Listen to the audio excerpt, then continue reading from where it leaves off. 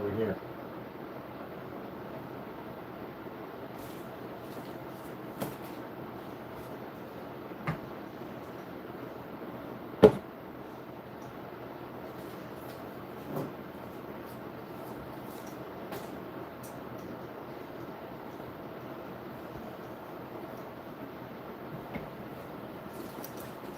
Alright people, I'm doing out there first things first. My name is Kenneth.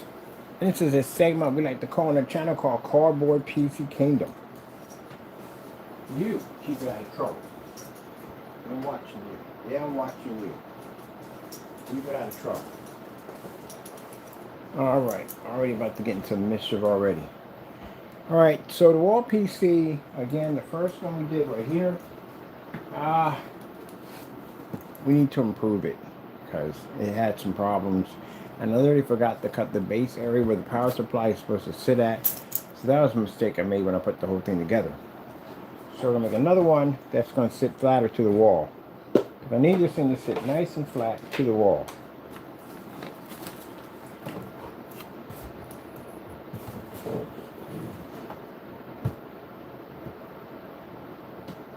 Let's begin the cutting process.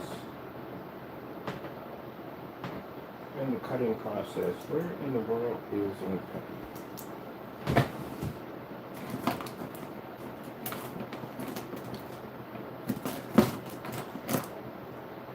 Glue gun. Definitely glue gun.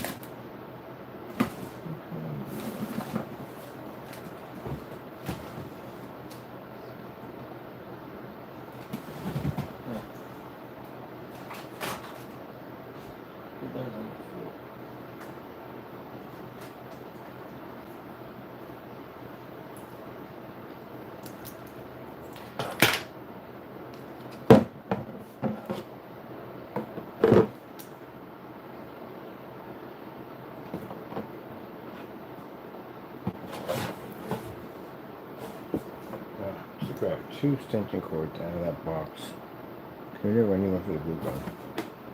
Let's do it over there. We probably just take it over here and finish it off over here. Let me watch you here.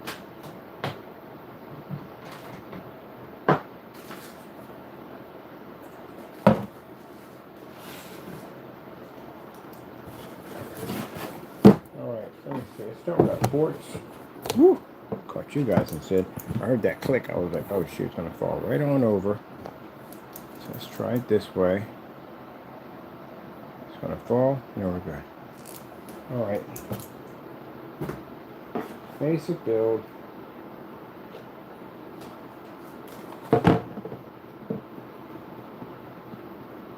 That's actually a perfect size for these right here. I'm going to put a fan under my power supply. And for motherboard.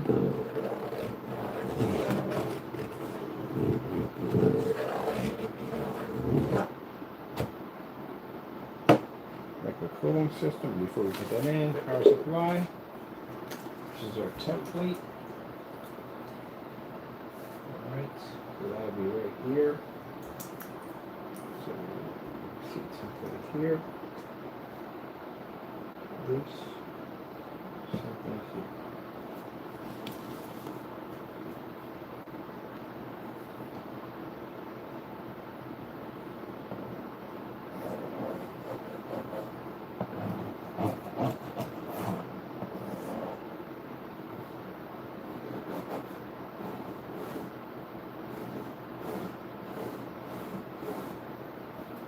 Next time, don't cut this side. Big mistake. That's a mistake I made. I cut the wrong side. Power supply. Liquid cooling system. Single fan system. Here.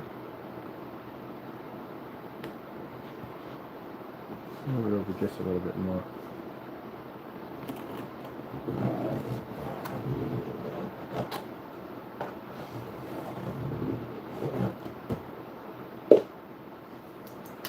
Port system for power supply.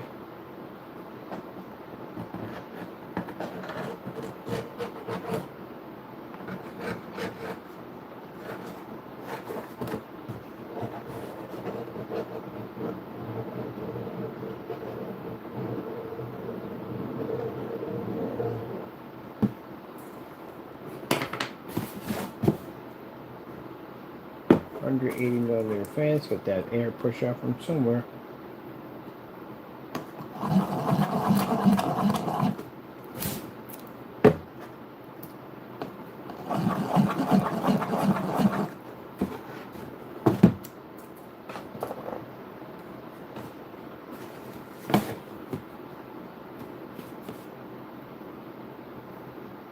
Kill switch.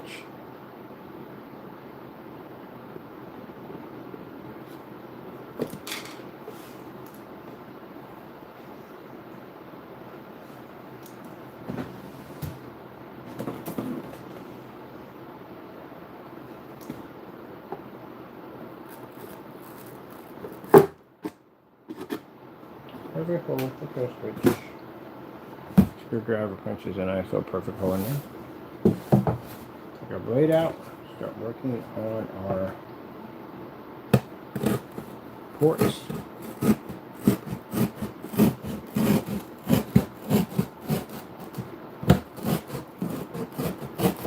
Oops, I go up the side on that one. I can see that.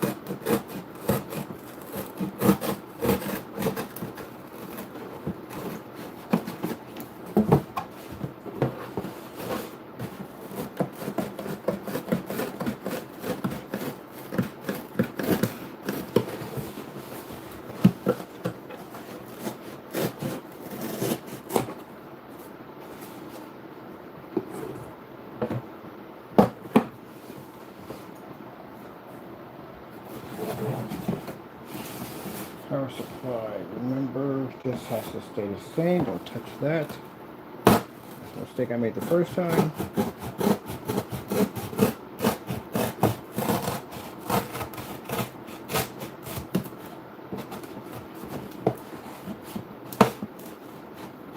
Do not saw past this, if you will wreck it.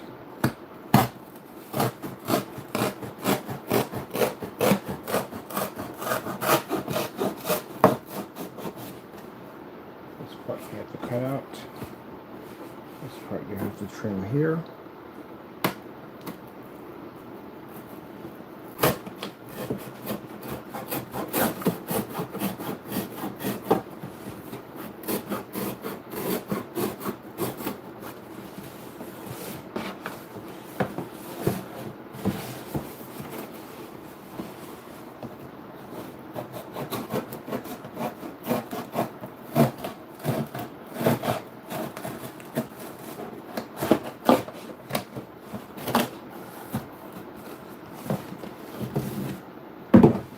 Wish we had our scissors, but we don't. Can't find them. They disappeared. Okay, I didn't throw them in the trash. Because I've done stuff like that before. We could do the whole thing with a knife.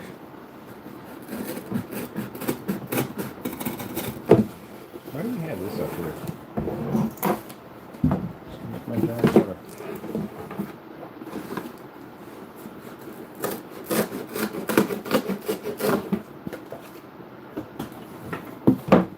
That's where I messed with the last time. I cut this piece off. The power supply has to fit there. There's a cooling system port. Make sure I don't bend this thing too much. You can see that.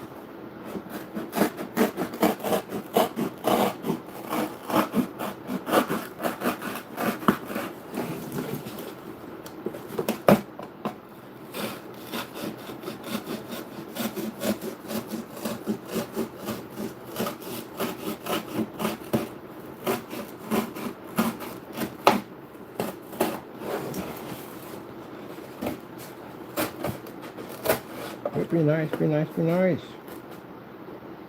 Nice in the port. Come on.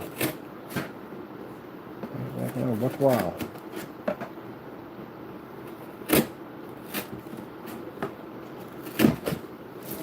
Anchors definitely need to be sharpened.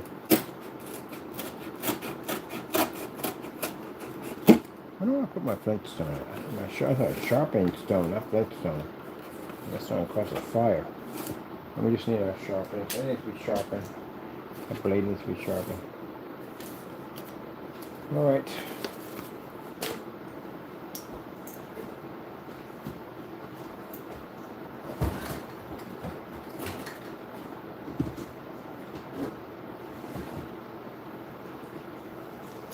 Here I'm using the old ports from old PC build. Yep, just fitting there quite nicely. Those are one of the old ones, or the one we built for that one over there, the ports from that one.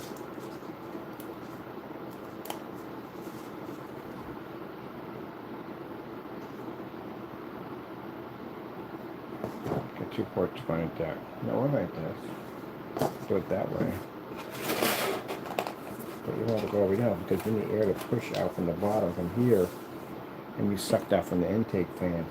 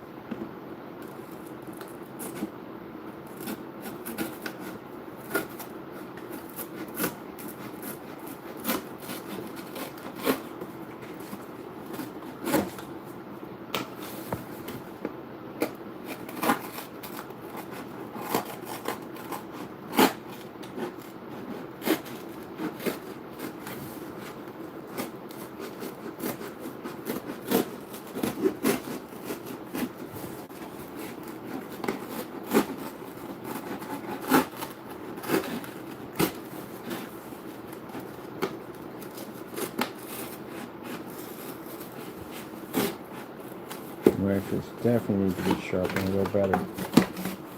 We're not worried about it.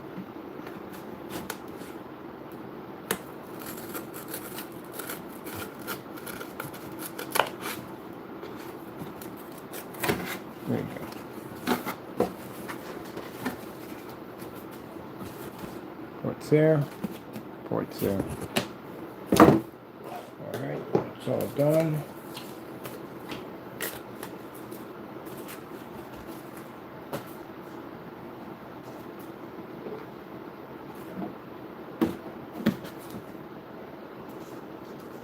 Once again, it's sharp enough to cut through here. Don't know.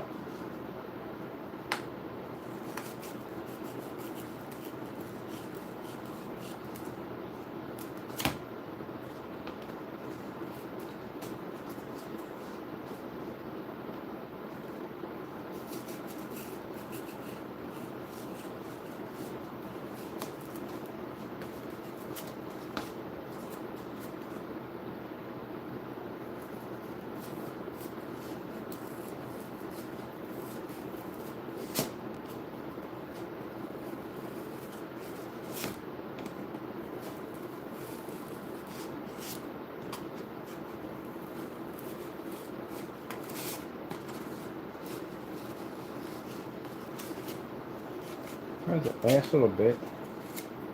Wants to fight me a little bit there.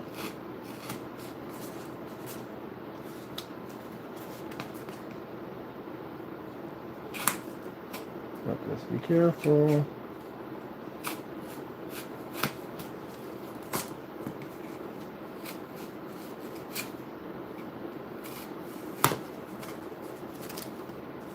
The reason why I cut this nice port here is because we got an intake air here, duct here, and here. And we put the cooling system on here.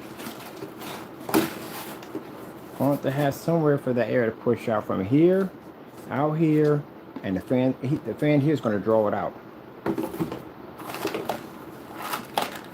Bring this up a little higher.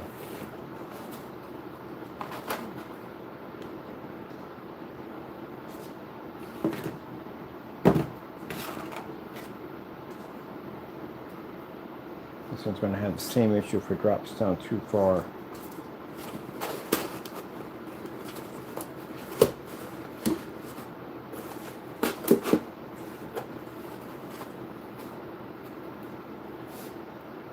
Depends on how high this drops up. Depends on how high our motherboard's going to be sitting up.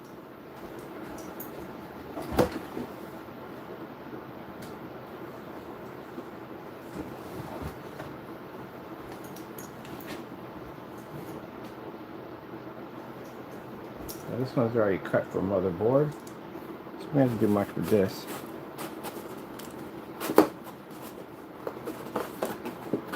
There we go. Perfect size. Fits in nicely.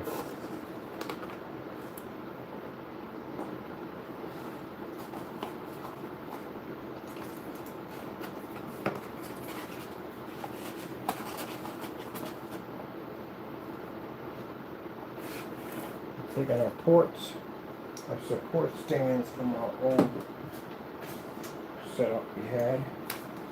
Use a notice so I can figure out exactly what I just did with all of them. I have about 3 of them. There we go. That goes back.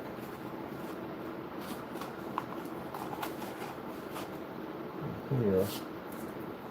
I have a support here and here.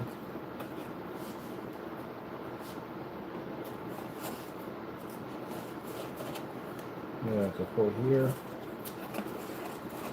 And support here.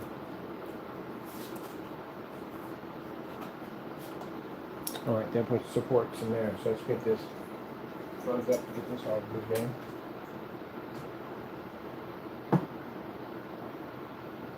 I'm still going to be doing the Smash Brothers Pac-Man retro theme. I'm still going to be doing that.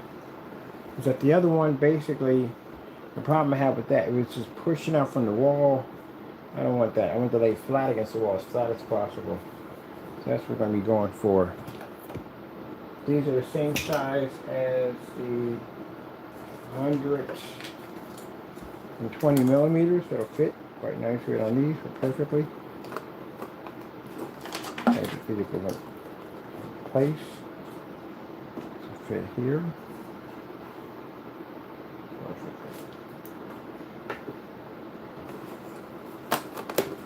There we go.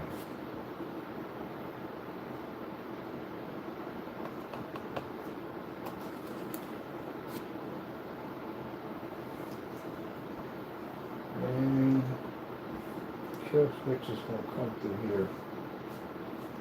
I'll put that in later on. Power supply, motherboard, port for power supply from here to here, and liquid cooling system, graphic cards here. I think I'm going to do something different. I'm looking at a low profile RTX 580. I want to experiment with that card. I know it's a super old card, but again, I want to check it out. It's a real cheap price. It's like 98 bucks. Let's see what we can do with it. I want to try to push the envelope and see what we can get away with. So we'll get this gun. We're going to heat up. Put our ports in. Supports. So this is nice and sturdy all the way around. And once we paint it, everything stiffens up nicely.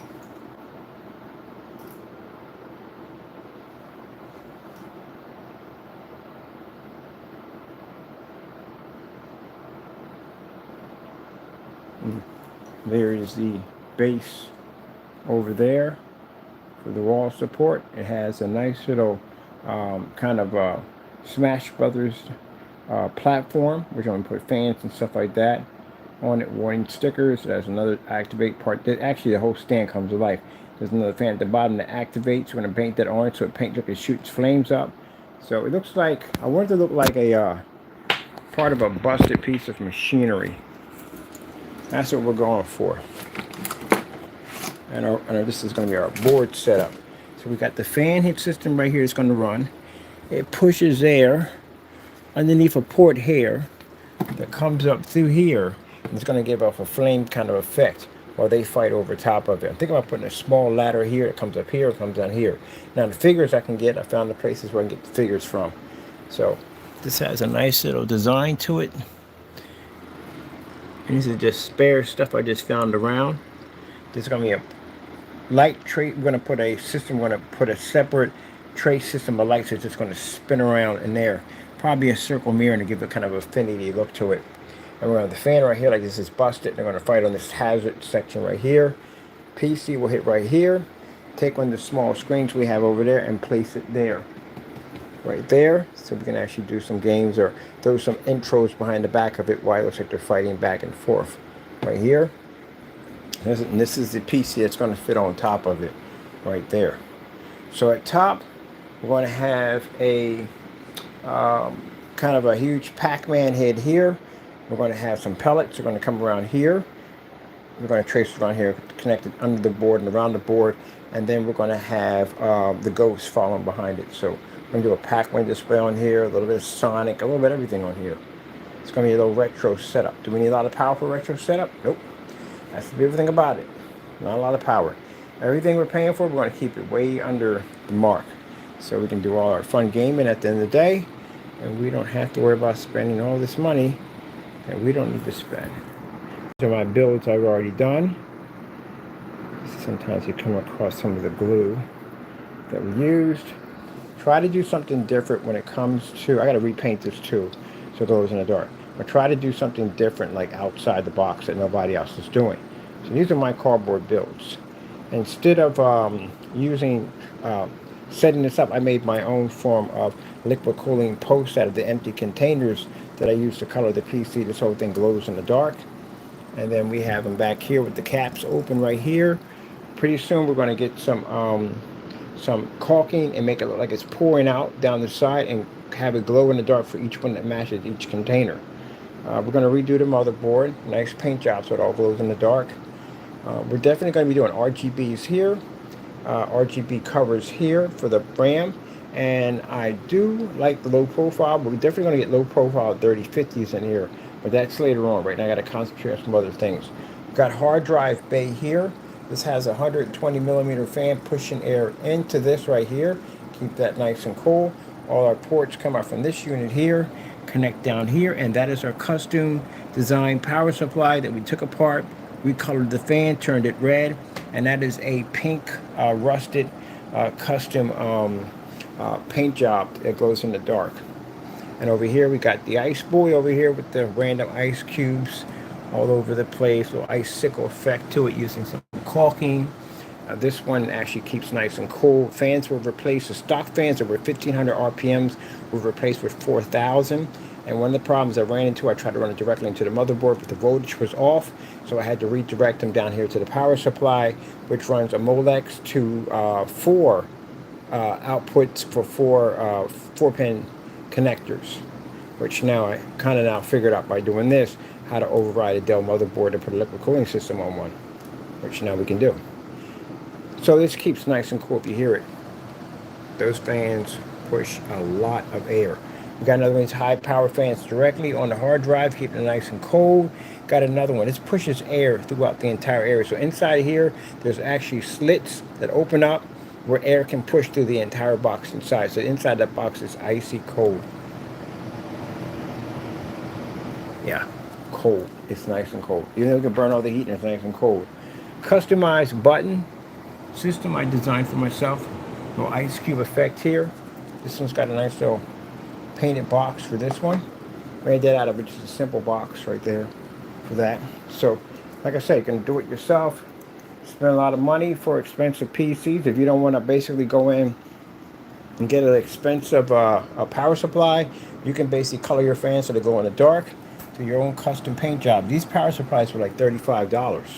They're 700 watts each, which is all you're gonna need to power everything you need to run. No problem. And you can do your customized hoses, give a nice little icy, frosty effect to it. You know, any way you want to design it. There's so many different ways to make ice.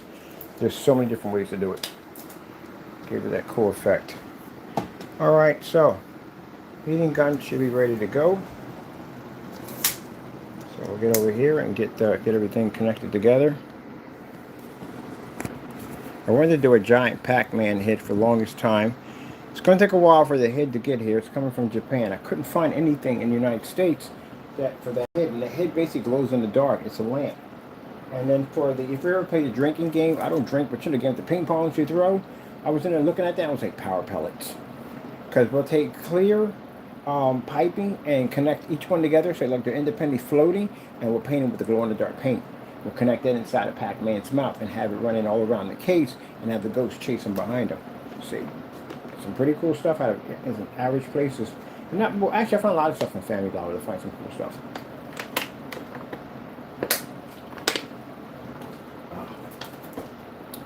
Alright, so our case is done.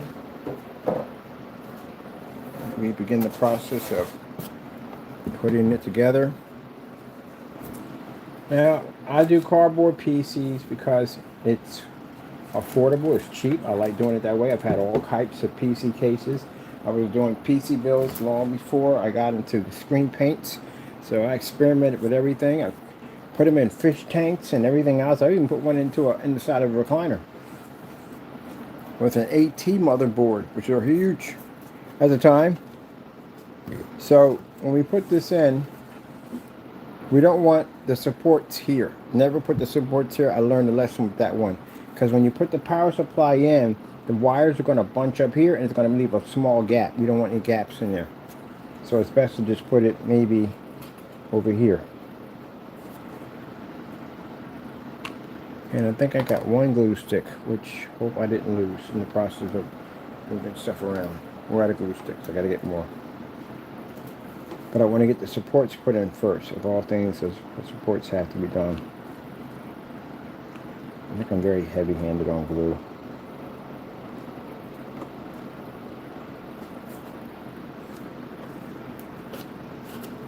And the reason why I put the supports in, because I said live and learn. I'm doing different builds.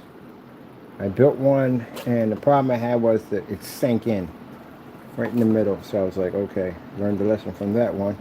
Next time, reinforce. Put those supports in.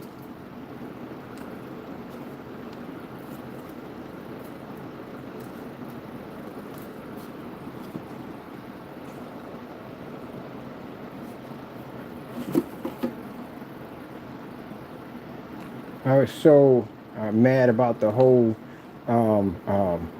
Dead Island series.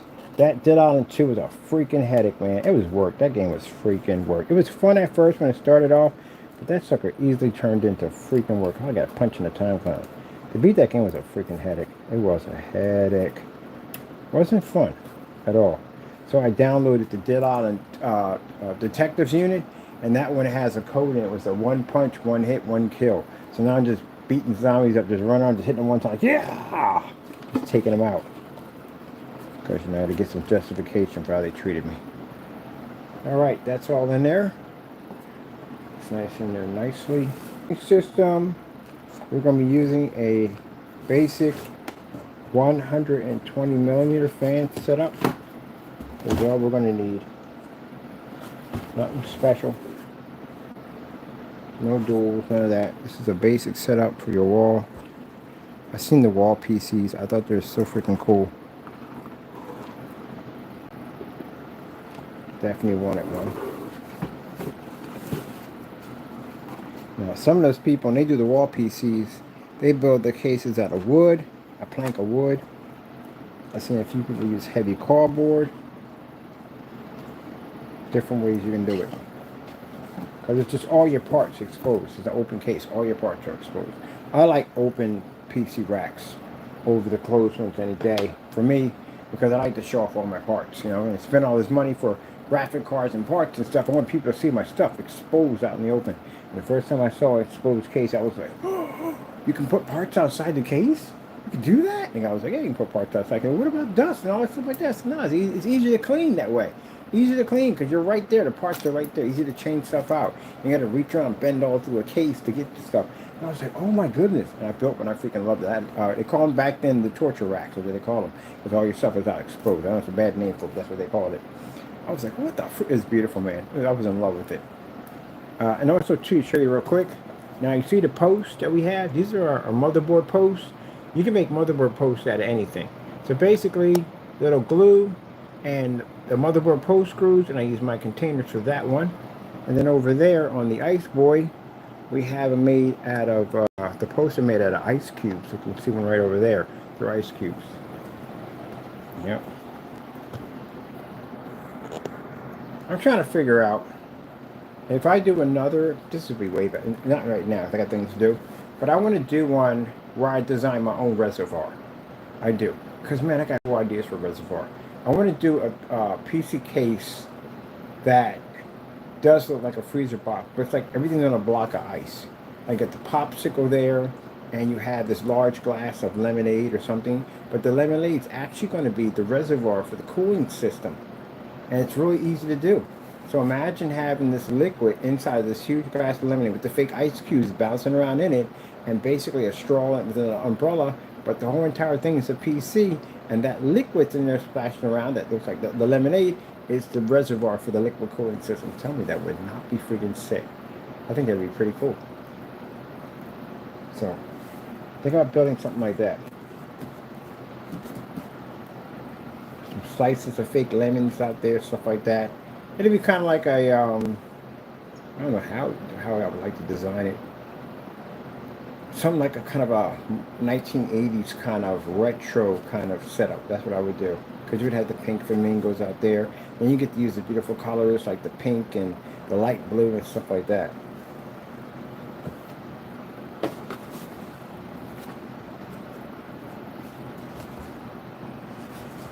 Here's our port.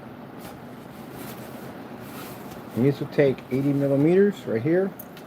So if you're trying to figure out exactly what size you would need to do that, to get your ports just right, a roll of tape. The inside of a roll of tape is exactly the same size as an 80 millimeter.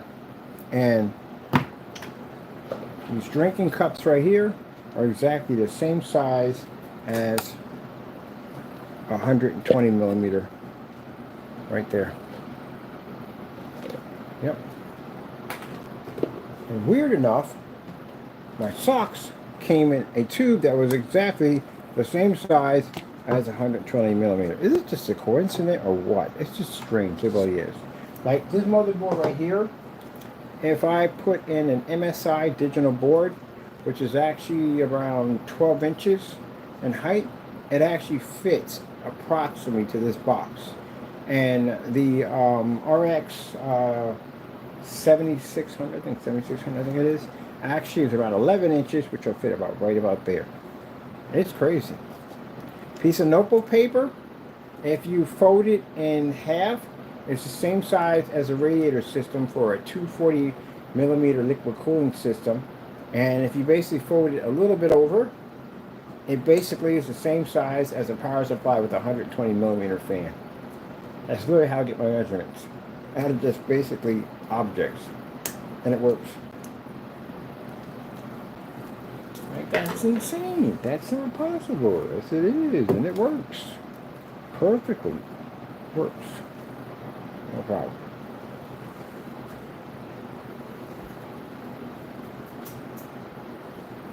Now, we're not worried about port coverage for this because you won't see that. And what we're going to have our motherboard is going to stand out a little bit because I need for the power pellets to bounce around it, come out the other side. So what we're going to do is once it's all painted in, we're going to do a lot of lights bouncing back and forth, give like kind of an arcade design. We are going to do a kind of sticker paper design with it. I mean, half of this and that. We will have a pipe system running through this with Mario Brothers. We got to have that. Definitely got to have a pipe system. Smash Brothers, little pipe system running through here. The Mario Brothers, but that would be pretty cool.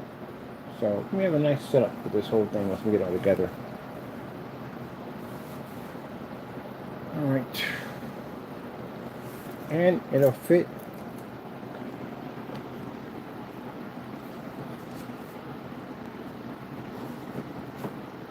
just like that. Easy put together. I'm not gonna make it any taller than that. To tell you the truth, honestly, you know.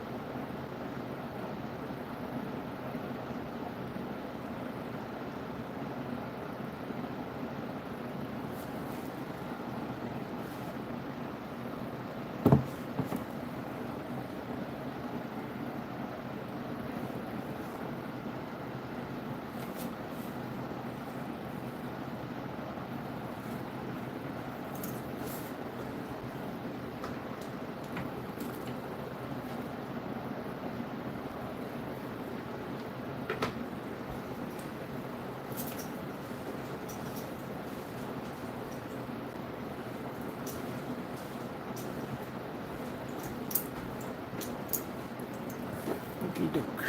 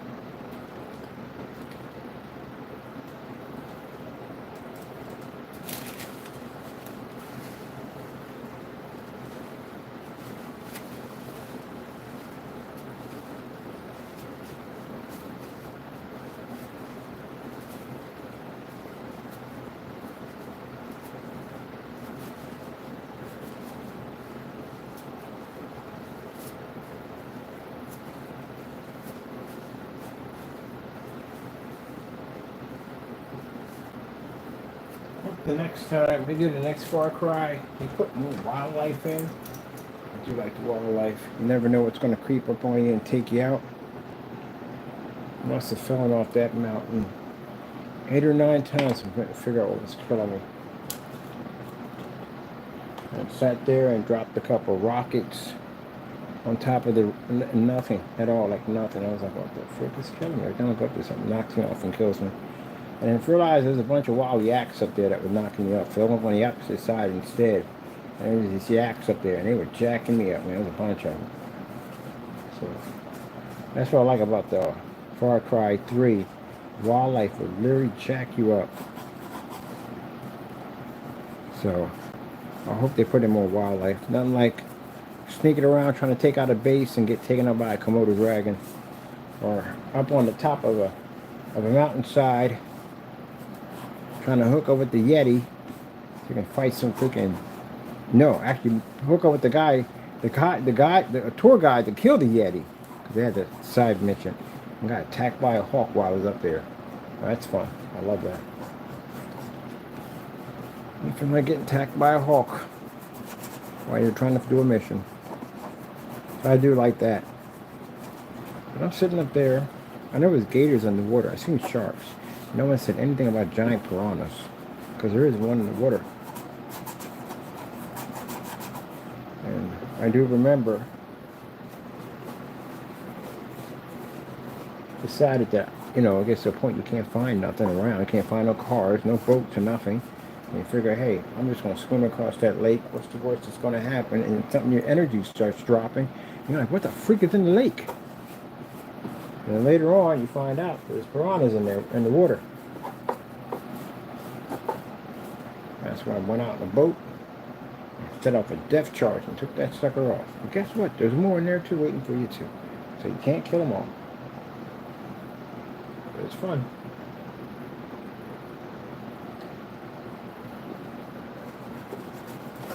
So this stiffens the processes. On top of that, we're going to coat it black anyway.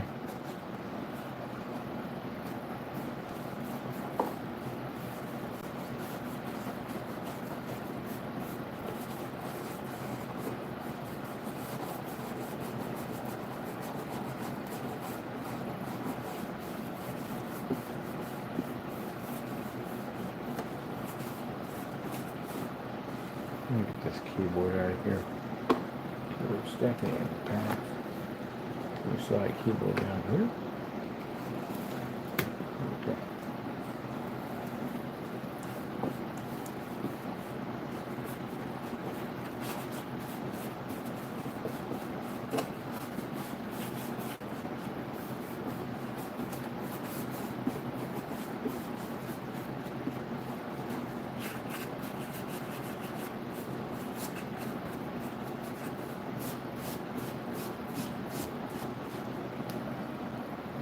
Keep looking back there. It's back there, and it's not back there. Right here.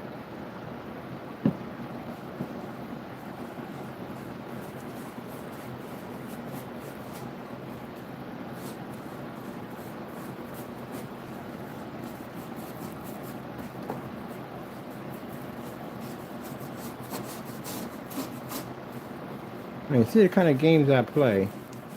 I like Space Invaders, games like that, Pac-Man, Defender, stuff like that.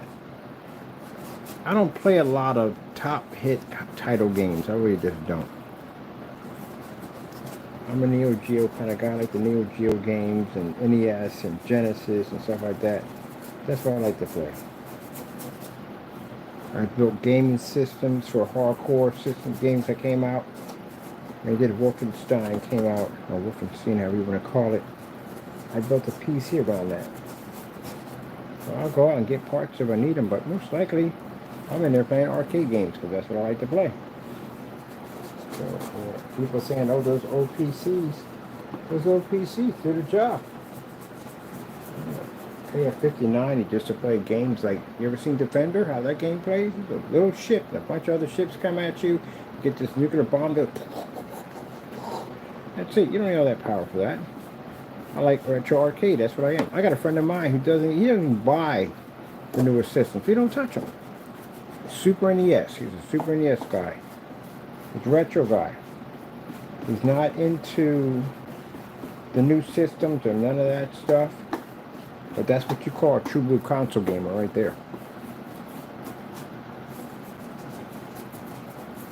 And you got PC gamers that never had a console system ever before, and they'll never buy one ever because it's just not for them. They like PC better. They'll never try it. And you got people who do both. I do PC and I do console. Now before I favored console at one point because again, you know, parts aren't expensive and you know systems are low maintenance and stuff like that. Now with the new systems being more maintenance and expensive, I'll just stick with PC.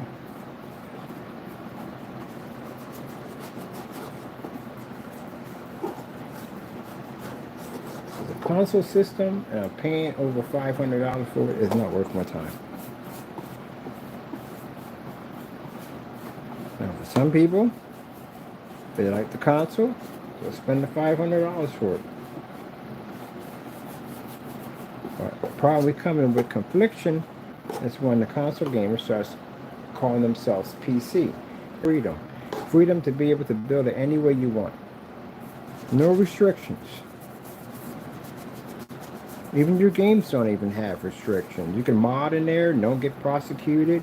Heck, even if you want to go in and you want to change the lighting effect, the visual effect, anything you want, you can do that. Because there's mods for all that stuff. So that's where PC has a lot more freedom. I don't want, like, even down to the power button. I don't want to use my power button. I can change out my power button. My power supply. I can change out my power supply. I can change the power supply itself. Some people are crazier than that. Some people can go into a power supply because they got that skill level and they'll change out stuff in the power supply. Like, you know what? I don't like this. I'm gonna change this. You do void your warranty, but at the end of the day, if you can take it apart, you can fix it and repair it. You know?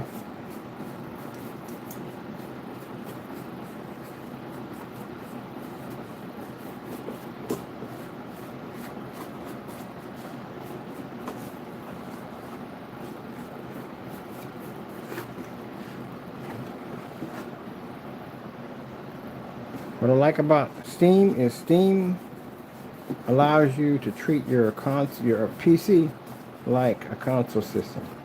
You download your own dashboard and design it any way you want. Speaking of that, I'm trying to get my anime doing the work. I got an anime one that's pretty cool. Girl gets off a bike and she bangs on your door. That's the intro screen. She bangs on your door. She has pizza. I gotta start seeing what I got for points because I bought a lot of stuff and I need some points for something.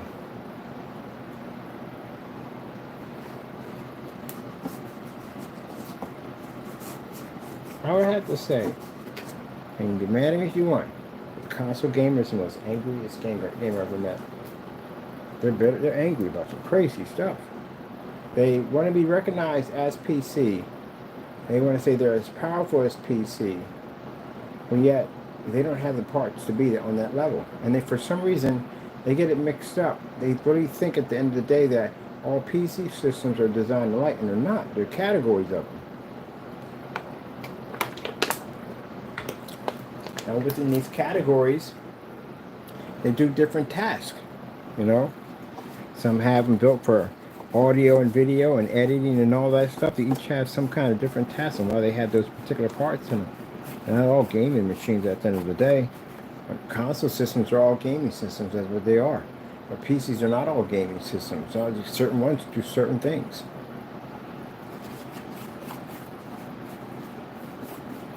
Now, can you play games on it? Yeah, but it's mainly not designed for it. Wherever engineer built it, designed it for a particular purpose and what its task is designed to do. So not all PC games are basically lined up for gaming. But all console systems are. Unless you're just buying a console system for just a Blu-ray player, and you can do that. A console system just for the Blu-ray player. Because yeah, Blu-ray players were expensive, that's why.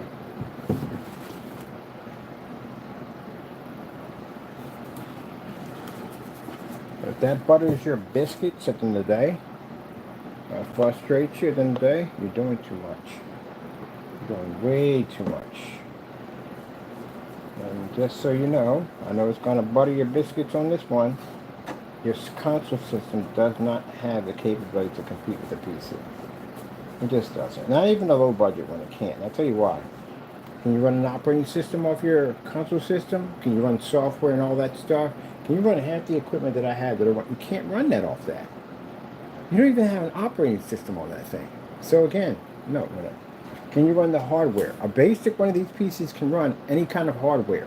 Your hardware, their hardware, can't do that. You have limitations. Like you can't run Xbox controllers on your system. You don't even run yours. But a PC, on the other hand, can run your controllers, Xbox controllers, their controllers. There you go. I remember one time in a store looking at a computer steering wheel for a computer. I was like, wow, man, that thing was advanced. All the buttons, the pedals and stuff. I was like, how come the console doesn't get controllers like this? And the guy sat there and said, because the console can't handle the games that this controller handles. Right on that one.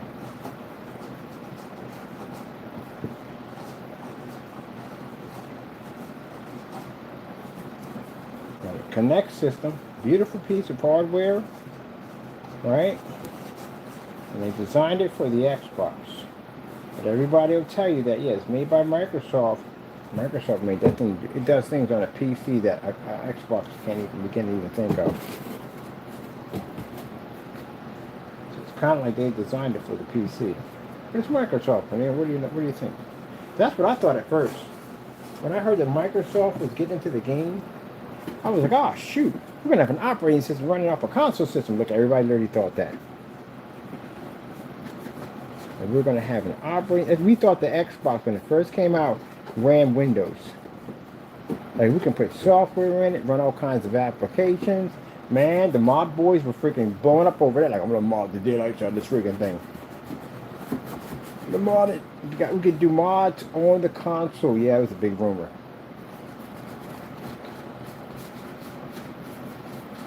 We thought it was going to have the same operating system and all that, and they found it didn't have that power to run it.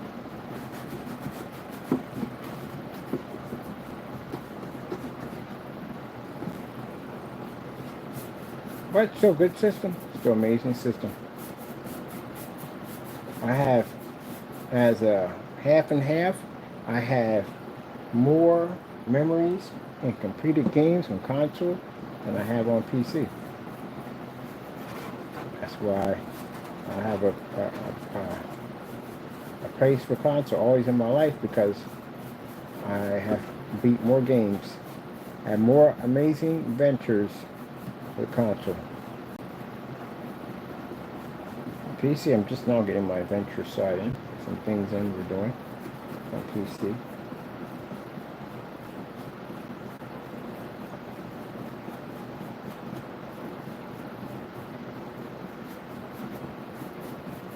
Well, I did when I had both the other one too. On the other one, I had played some crazy games on there.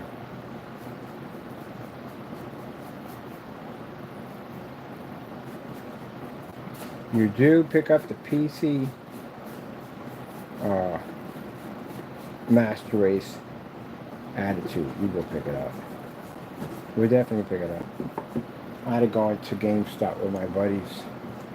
We were on, at the time, I think 360. I haven't bought one yet. Still gaming on PC.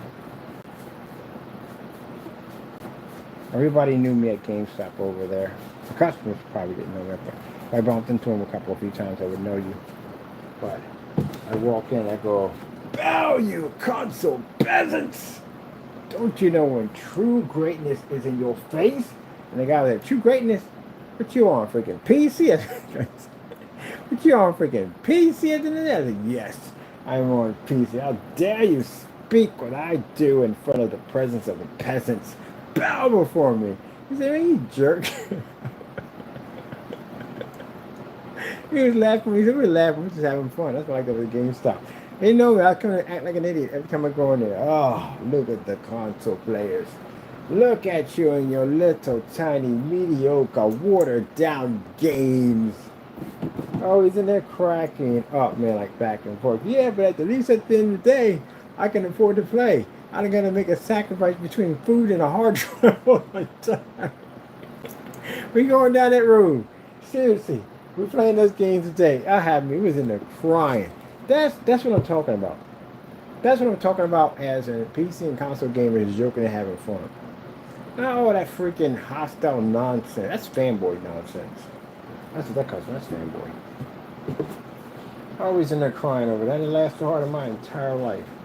So yeah, but at least at the end of the day, I can afford to eat at the end of the day. I ain't gotta be sitting there making freaking life decisions whether to buy a hard drive or food. I always last messed up. That's real messed up. I said, when you think at the end of the day, and we can afford the parts, we can afford the food, do that. Whatever you got to tell yourself, Jack. Whatever you got to do. Y'all messed up. Y'all messed up. I just talk about how y'all doing today, man. Y'all good? Everybody good up in here? Okay. And we gonna get a console. So I don't know. I'm kind of thinking about it. My boys over here, they do the Xbox 360. I've been playing on their system a little bit. Yeah, we're going and playing their system. Man, the system. I said, man, I like it. I do like it. I do like it. It's catching my attention. Catching my attention. So I went in and picked one up and hooked that thing up, saw the avatars and everything. I was like, ooh, okay, you got my attention now. That thing started playing. Got hooked on Gears. Oh my goodness. Freaking got hooked on Gears. That's what I tell you at the end of the day. Don't let them give up. Protest, man. Don't let them give up them exclusives. Them exclusives are important. That's the reason why I could have went right back to my PC, man. That Gears, man, was freaking amazing, man. That's what kept me coming back. It was Gears. Gears and a couple games I was playing on there. Every time they had a new Gears come out, I was right down there. Got my pre-order at GameStop. Got my pre-order in. Got the Lancer. If it came to the Lancer, I got the Lancer. Paid extra to get the Lancer. Had a ball. But even if you do protest that you don't want them handing them games over, they decided they're going to do third party, then you can't get around that one. That's going to be definitely jacked up decision, but Everybody thought Sega was going to be forever. I thought those too. But Sega was going to be there forever. Sega has been there for a long time. Who would have ever thought that Sega would have got out of the game? Like, who would have ever believed that? It was a shock when I found out about it. I was like, what? Sega's gone? And Sega's not anymore. I'm like, oh my goodness. Yep. Sega got out of the game. I wish they didn't. I wish they'd come back. Everybody thinks they're going to do a comeback one day. If Sega comes back, you're going to see a drop in PC gamers. You're going to see a drop in, definitely PlayStation. There's a lot of Sega fans, big Sega fans that play on PlayStation. You're going to see a drop in those numbers. Sega announced that they're coming back into the game. Yeah, you got a lot of people like, oh, okay, I'm done. I'm selling my system. Yep. Sega has a huge fan base. I'm selling my system. Get the Sega just announced. New system coming out. I'm done. And look, people, and be leaving notes on their freaking games. Look, people, if you want a game with me, I'll be over there on a Sega.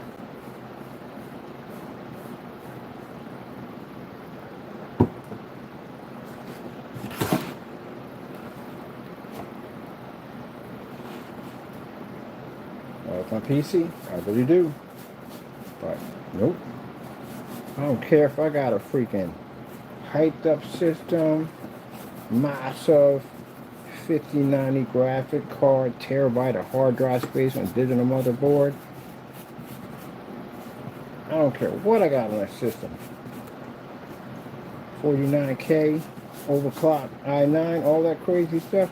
I don't care. Sega's just to come over the system, bye-bye system. I'm getting rid of my PC. It's going. Definitely going. Come on, Sega.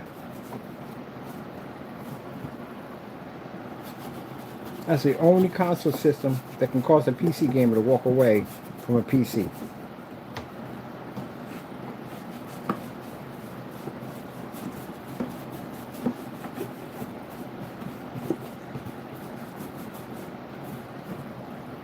They're going to redo the classics. They got new games coming out. Nope, I'm done. Bye. But you just, no, I'm good. I'm fine.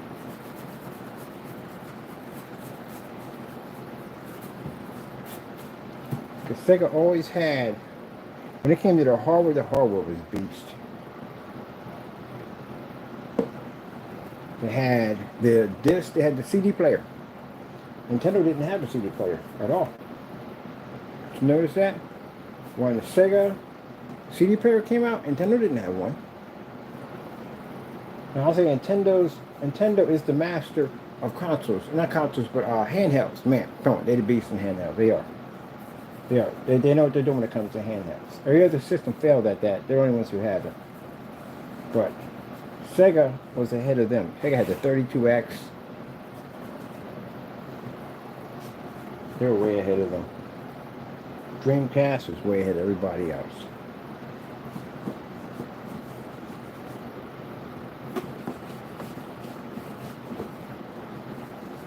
A shame. I wish the Dreamcast could have stuck around. That was a good console system. It really was. It was a good console system. I love the Dreamcast. I had so much fun with the Dreamcast. I still have my Dreamcast. Still got it. That was a real jacked up bummer. And I found out that they were just going to do third-party games and made the announcement. That sucked.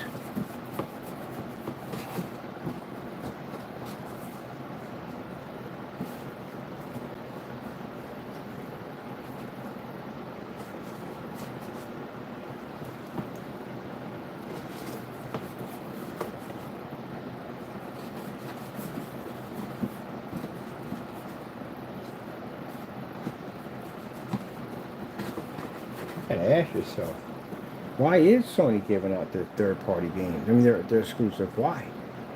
If they're saying they're doing so good for their physical year, why are you taking games and giving them PC? Don't get me wrong, PC, but I don't play the games on there. Maybe some people do. I don't. I really don't play the games on there. But why?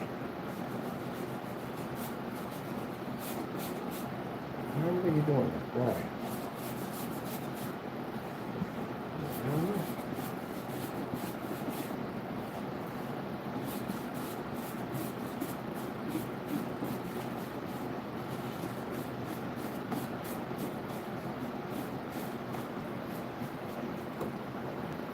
think the people they're going to hurt the most is the everyday gamer, the one who doesn't care about being a fanboy, the one that just enjoys to play the game.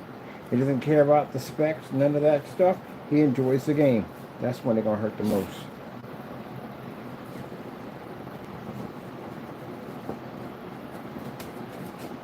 Fanboy like, what about me? What about me? What about the Raven? What about me? Quote the Raven evermore.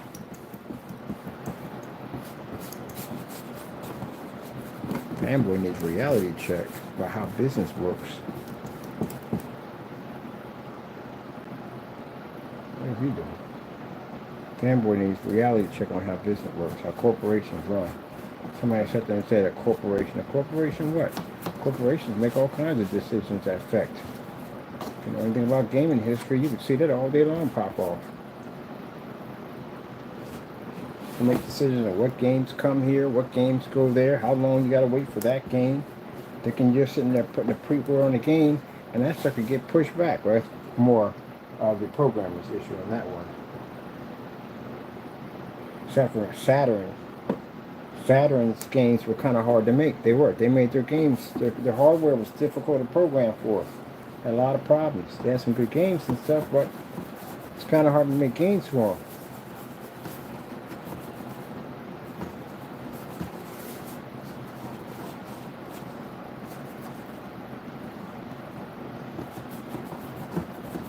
It's a business. I know you love your system. I know you get caught up in the whole, fanboy fiasco at the end of the day, but you have to remember, at the end of the day, it's a business. It's designed to make money for the investors and stockholders. That's what it's designed to do. And if they feel at the end of the day that it's not making the money, or it's not meeting that yearly quota, they're going to get rid of it.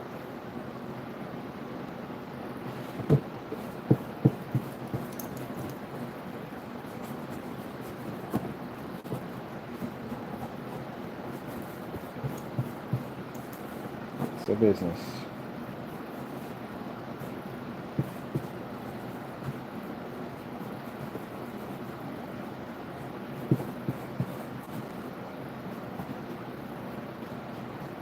I hate it when they had the freaking short-lived systems.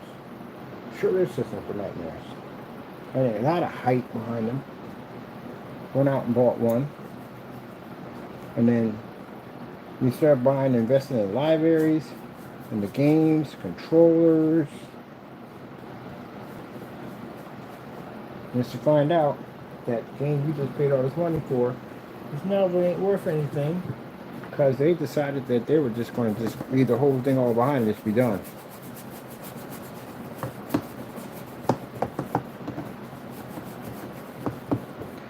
Panasonic 3DO.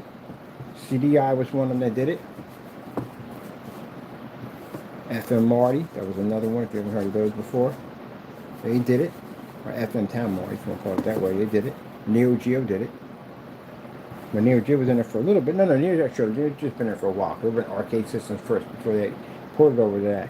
So it would be Panasonic CDI, and it would be or Toy Jaguar. Yeah, that was definitely short-lived. Man, that sucked. That system was not freaking cheap, by the way. Not at that particular time, it wasn't cheap. The games weren't cheap. And the games were really good. Trust me, they were really good. The Iron Soldier and freaking Aliens was freaking off the chain. Man, it was short-lived. You took a gamble when you buy games at the end of the day. If you go in, spend all this money for a game, like 60, 70 bucks for it, and they tell you, well, you can only get 15 bucks for this. But it's brand new. How they ever played it? 15 bucks. GameStop is known for robbing people. I'm sorry, but GameStop robbed people. I think you could have got more for that. Because how in the world, I understand you got to get the resale value and all, but geez, coming there with a whole freaking collection, and they tell you can only get like 10 or 20 bucks for it. Pay the money for a console system, and they tell me that because you had it, you unwrapped it, it dropped by $20 or something like that.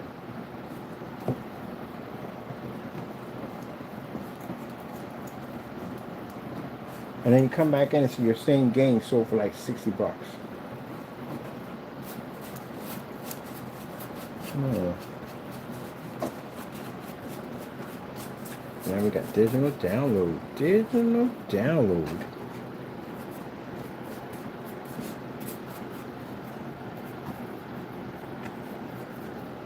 Now the optical drive is it's gonna be it's what do you call it? Optional. It's optional for the optical drive.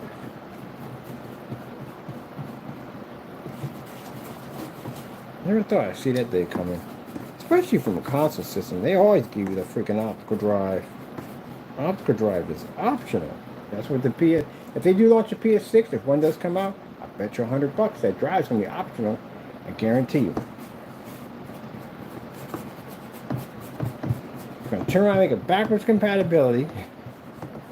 Right, so you make it backwards. You don't even have to make it backwards. It's digital. You don't even need that. You don't need backwards compatibility if you were digital. For what? You're not playing any different format on it at all whatsoever. It's digital.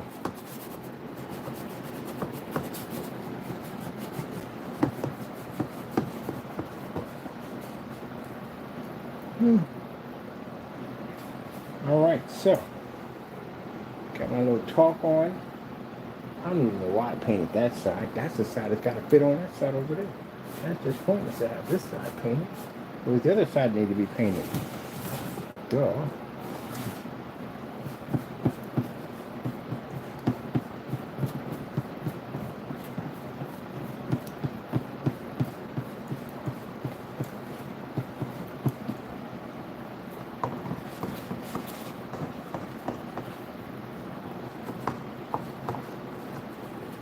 Simple build cardboard PC. Do do do do do do do do do do do do do do do do.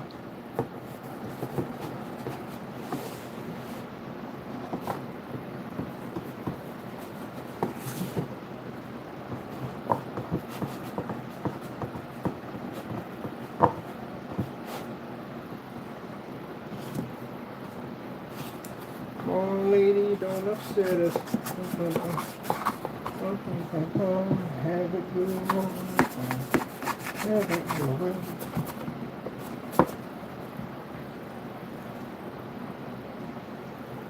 Some people like McDonald's food. I used to like McDonald's food back in the day when it was good. Don't like it now. Some people think it's good. I don't think it's good. I remember McDonald's back in the day.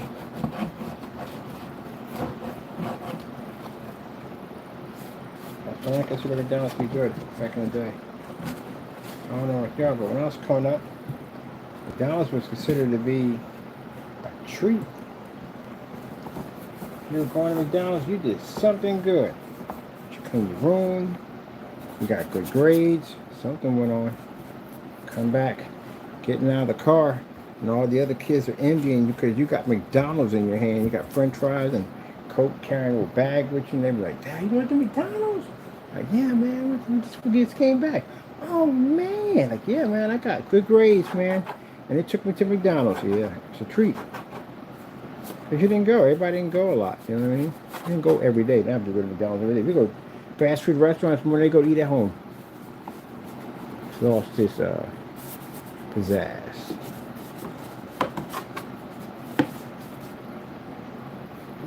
Not the same anymore. And like going to Pizza Hut in the 80s was different. It's not the same anymore.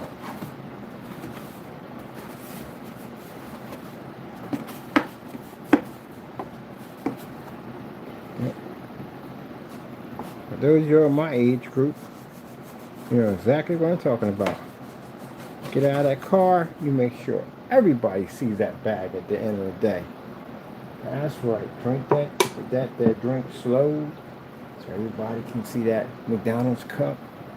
Like, oh man, you went to McDonald's, man? Like, yup. Mom and Dad just took me there, man.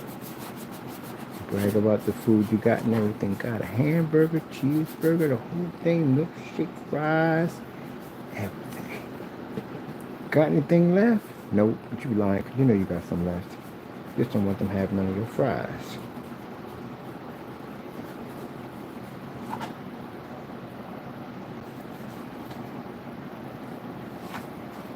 When you get older, you just pop up in that dip like, what's up? Yeah, let me get that number 2. Number 3? Anybody want anything? Alright, I'm gonna get a number 4.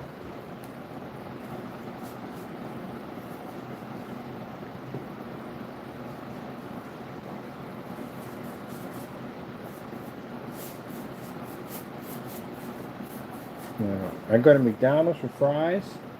I go to McDonald's for the milkshake because the milkshake is off the chain. I always will believe the milkshake's off the chain. And for somebody saying, hey, you can't, yeah.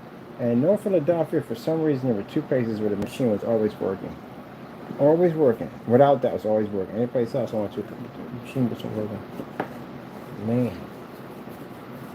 I would not eat McDonald's hamburgers. Nope. Back in the day, I would. But today, no, I wouldn't touch them. Every time I eat them, I get diarrhea. Every single time. That's just me. Maybe different for somebody else, but every single time. Mine is Burger King. And you just don't adjust with me or whatever. If the people eat it, they don't have that problem. I'm the only one who has a problem in the group. When we go to eat, I was like, nope, we gotta do, I'm getting Burger King. Alright. Hold the leg, hold the leg, come on lady, don't upset us. Bum, bum, bum, bum, bum, bum, bum, have it your way. Have it your way. Things I gotta do.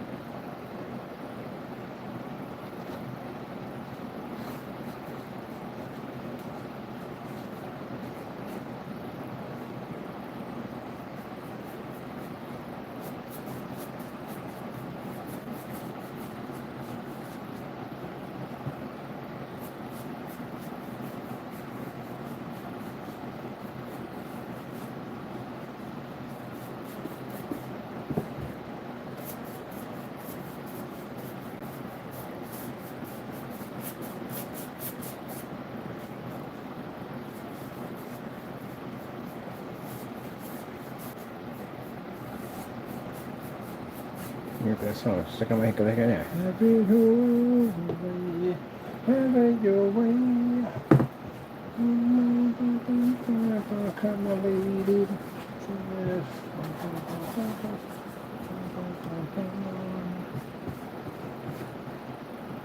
Gee, that was a theme song that you can make the sandwich in your way. How the frick was it before that? Were they already pre-made? You just had to pour out pickles and lettuce like. I didn't even ask for half this stuff. Like, was it they made it your way? That was, think of that slogan, make it your way.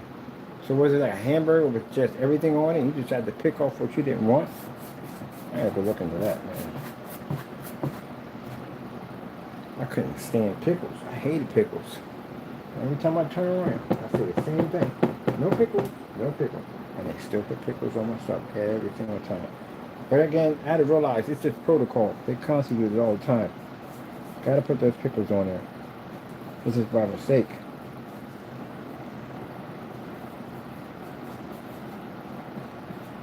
I think you might want to listen when I tell you no pickles. Because if you put pickles on there, when I was young I hated them because they made me sick. They made me really, really sick. And one time, so sick I ended up in the hospital. Found out I'm allergic to pickles. So I tell you, don't put pickles. That's why I gotta remind myself, because you know, by the time I put pickles, I can get mad about it because again, you rushing around, you're just putting pickles on everything. So I just take them off. I can touch them, just can't eat them. make me sick. I'm loving our setup here. Oh, yeah, we did a video. Another one bites the dust. Dun, dun, dun, dun. Another one bites the dust. Dun, dun, dun, dun. Another one bites the dust. And another one down, another one down, another one bites the dust. Hey!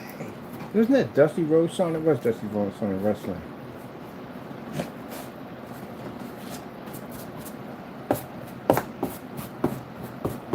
Done.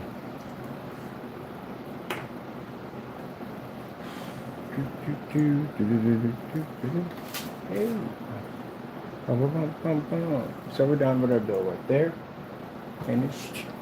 All done. Let that dry up nice and hard before we put the paint job on. We're not putting the paint job on yet. I got things I gotta buy first to get my theme started. My theme ain't even there. I got some stuff I want to draw, how to hook it up, how to design it, where my character's at, stuff like that. That kind of good stuff.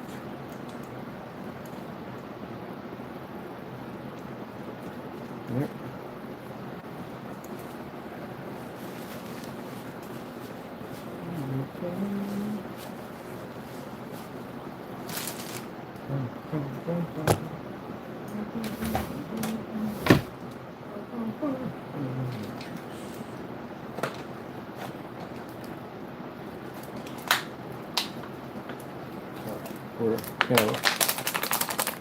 Soap in here.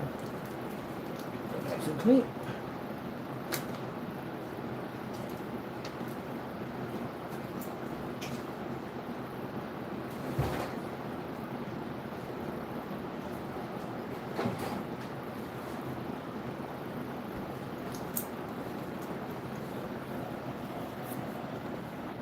I don't know why.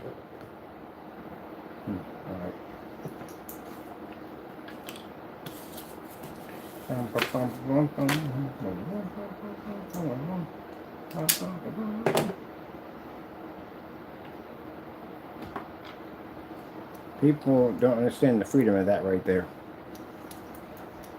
Some do. Customers do. Other people don't understand that freedom right there. You know what that freedom right there is? Turn my projector on. Not worry about the screen. Look at him. I said projector. I told you certain keywords he knows. He thinks I'm going to turn the camera on. Look. I told you. Freaking camera cat. The minute I told you, got a chance to witness it. I told you, the minute I mentioned something, like it sounds like I'm about to do a video or something, here he comes running out. Taco. I'm trying to act like I don't know. Because I know Taco. I know camera cat. I don't mind. I don't care. Want to be on camera, Taco 2.0? Taco 2.0. And yeah, that's freedom right there. See, I can work, build my PC, all that crazy stuff, and never have to worry about my screen washing or fading. Yep, that was a gray screen. Psh, man, it's so dark in here. Only the super color paint I was using to paint the PC. That's what I call freedom. That's what my customers like. Not being stuck in dark environments, watching contrast levels, all that good stuff. Without worrying about the screen disappearing.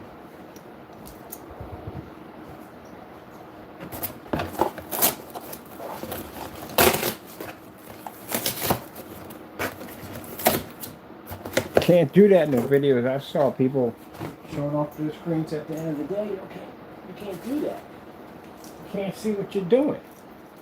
I don't know where you're going to build what I just built a few minutes ago. You working with a blade too on top of that? Try doing that with a blade. Cut a finger off. This is what I'm talking about. Real ambient light rejection technology. I should be able to work whatever I got to do in here and not worry about my screen washing out. I'm looking at the screen and I'm working on this. Now look at that. They were like, every time I turn around, he's always doing something crazy. Yeah. But it's the truth. You should be able to do that.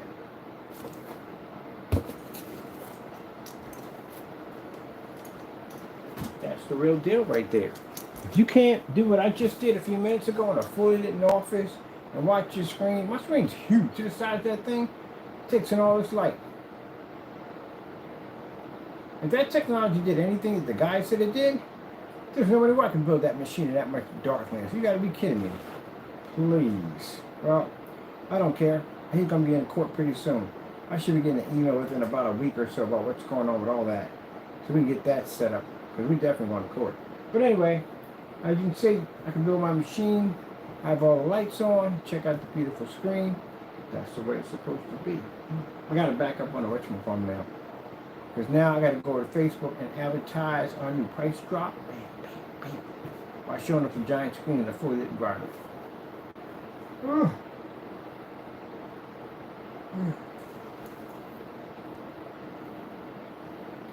should be able to do what I just did. You can have this thing set up in your kitchen. I actually have one in my kitchen, ultra short throw sitting up in the kitchen. I can watch TV. I have one bouncing off a table. Yeah.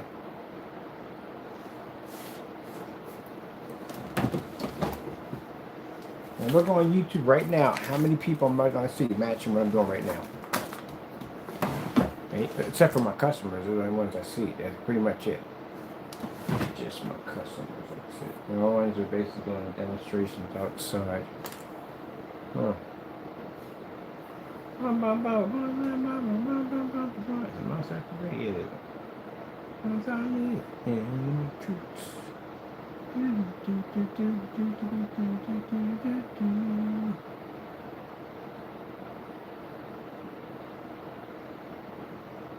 Ah, beautiful.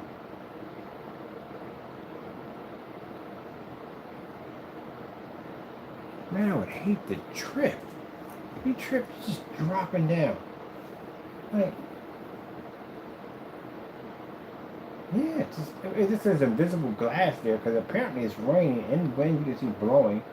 So, man, if you trip, that is all you at the end. I was just basically looking at, had this kind of hovering city.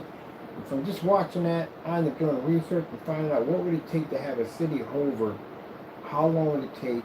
It can't be solar powered. That's virtually impossible because, again, the sun can't be out forever. And you're talking about a city at the end of the day. So that's going to be an issue right there. Can't be gas. There's no way in the world you would get that much gas up there. And if you had tanks up there, how dangerous that would be at the end of that. Tanks, you need an endless resource. That's what you need. Nuclear fusion is what I found out would do it. Nuclear fusion can cause a city to float for like, I think, 25 million. This is many years, something crazy. So yeah, it's different from nuclear fusion. Nuclear fusion and nuclear reactors and fusion reactors are two different types of energy. Fusion reactions are much safer. They still give off radiation, but much safer than a nuclear reactor. But you can power a city easily, except for 25 million years. So that would be the solution. I got all that from just looking at this thing right here. Then the other thing was, how in the world, if it's raining, you know that has to get soaked. It's like invisible glass, invisible force field. What's up there doing that at the end of the day? What if you trip over something and you fall off the side of that? You're done. They have a gravitational net around it. What's that? It's cool, it's beautiful. I just would hate to make a mistake and slip and fall, but yeah, you definitely operating no VR in there. It's still pretty cool looking.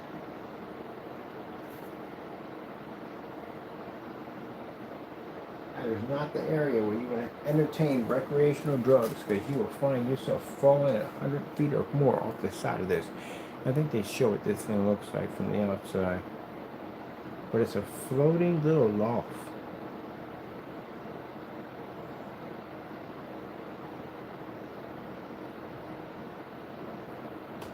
I'm just curious what keeps it up there. Cyberpunk. Floating loft. Put your picture that one. Where are Mike's at? Mike's over there by the freaking fans. You heard me. Testing 1, 2, 3 here.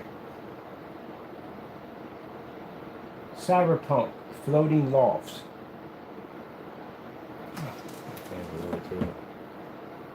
Cyberpunk. Floating lofts. There we go. These are the floating lofts. Beautiful.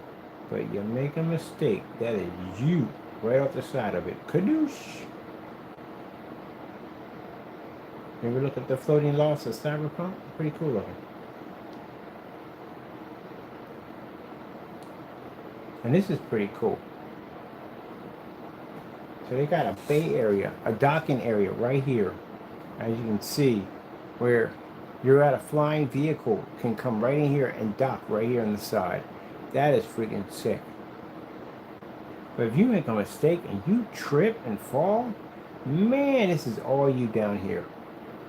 I think they need to have this closed off. Is there a railing there? I guess no, there is no railing there. Gee, I guess you're just gonna figure it out. You'll figure it out.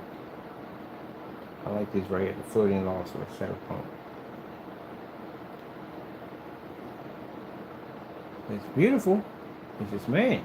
And some people say, so people in the comments tonight, you know, it really should be like some kind of railing there, because man, you make one small trip, and that's you over the side. There's another one from a better angle. Now this one got the railing around it right there. There's the railing. There's the back area right back there. I guess for kitchen and bathroom right here. And I guess this is your living room. I guess would be your outside area. That's what it kind of looks like. I mean, with all the technology and stuff, you probably have embedded in that thing. Pretty sure you got monitors and everywhere, so you go someplace where you can just go out and just view the beautiful city. But look at this, just no freaking railing there. And everybody said that in the comments and said, hey, what if you trip? Yeah, just about to figure it out. Oh, maybe you got a freaking a jetpack on. What if you forget to put the jetpack on before you go out there? Don't forget the jetpack on before you go out there. You want to be like Uncle Mike. He fell off the side because we never saw him again. Yeah, I'm still curious. Interesting, though.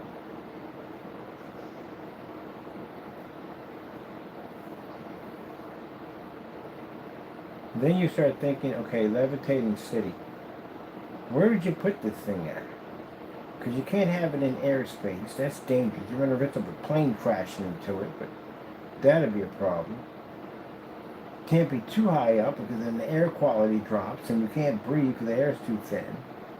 Can't be too low. You run the risk of getting struck by storms. So where are you going to put it at? Now it is an area that if you fly above the clouds, you're actually under the storms. You can put it there. I don't know. It's crazy. I'll figure out where you're going to put it at. Or if you did put it someplace, you'd have to make it that air flight controllers, any flight cannot be within that section of where that place is going to be at.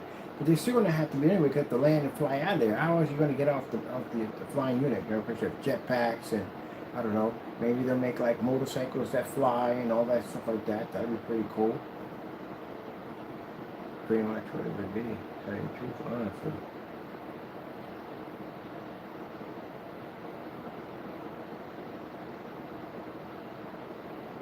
Okay, imagine a city built like that, and then the reactor core has an issue, and the city is about to fall.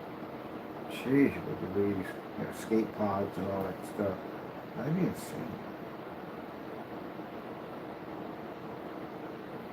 And someone was talking about putting them on stilts.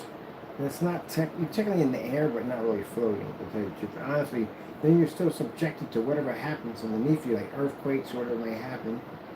This is crazy, but it's interesting to think about it, like how they did it. And I found out it was fusion nuclear energy could do it, and it's extremely expensive. So if you were to buy this reactor, you're talking about $9 billion. They're not cheap. They're very, very expensive. Very expensive.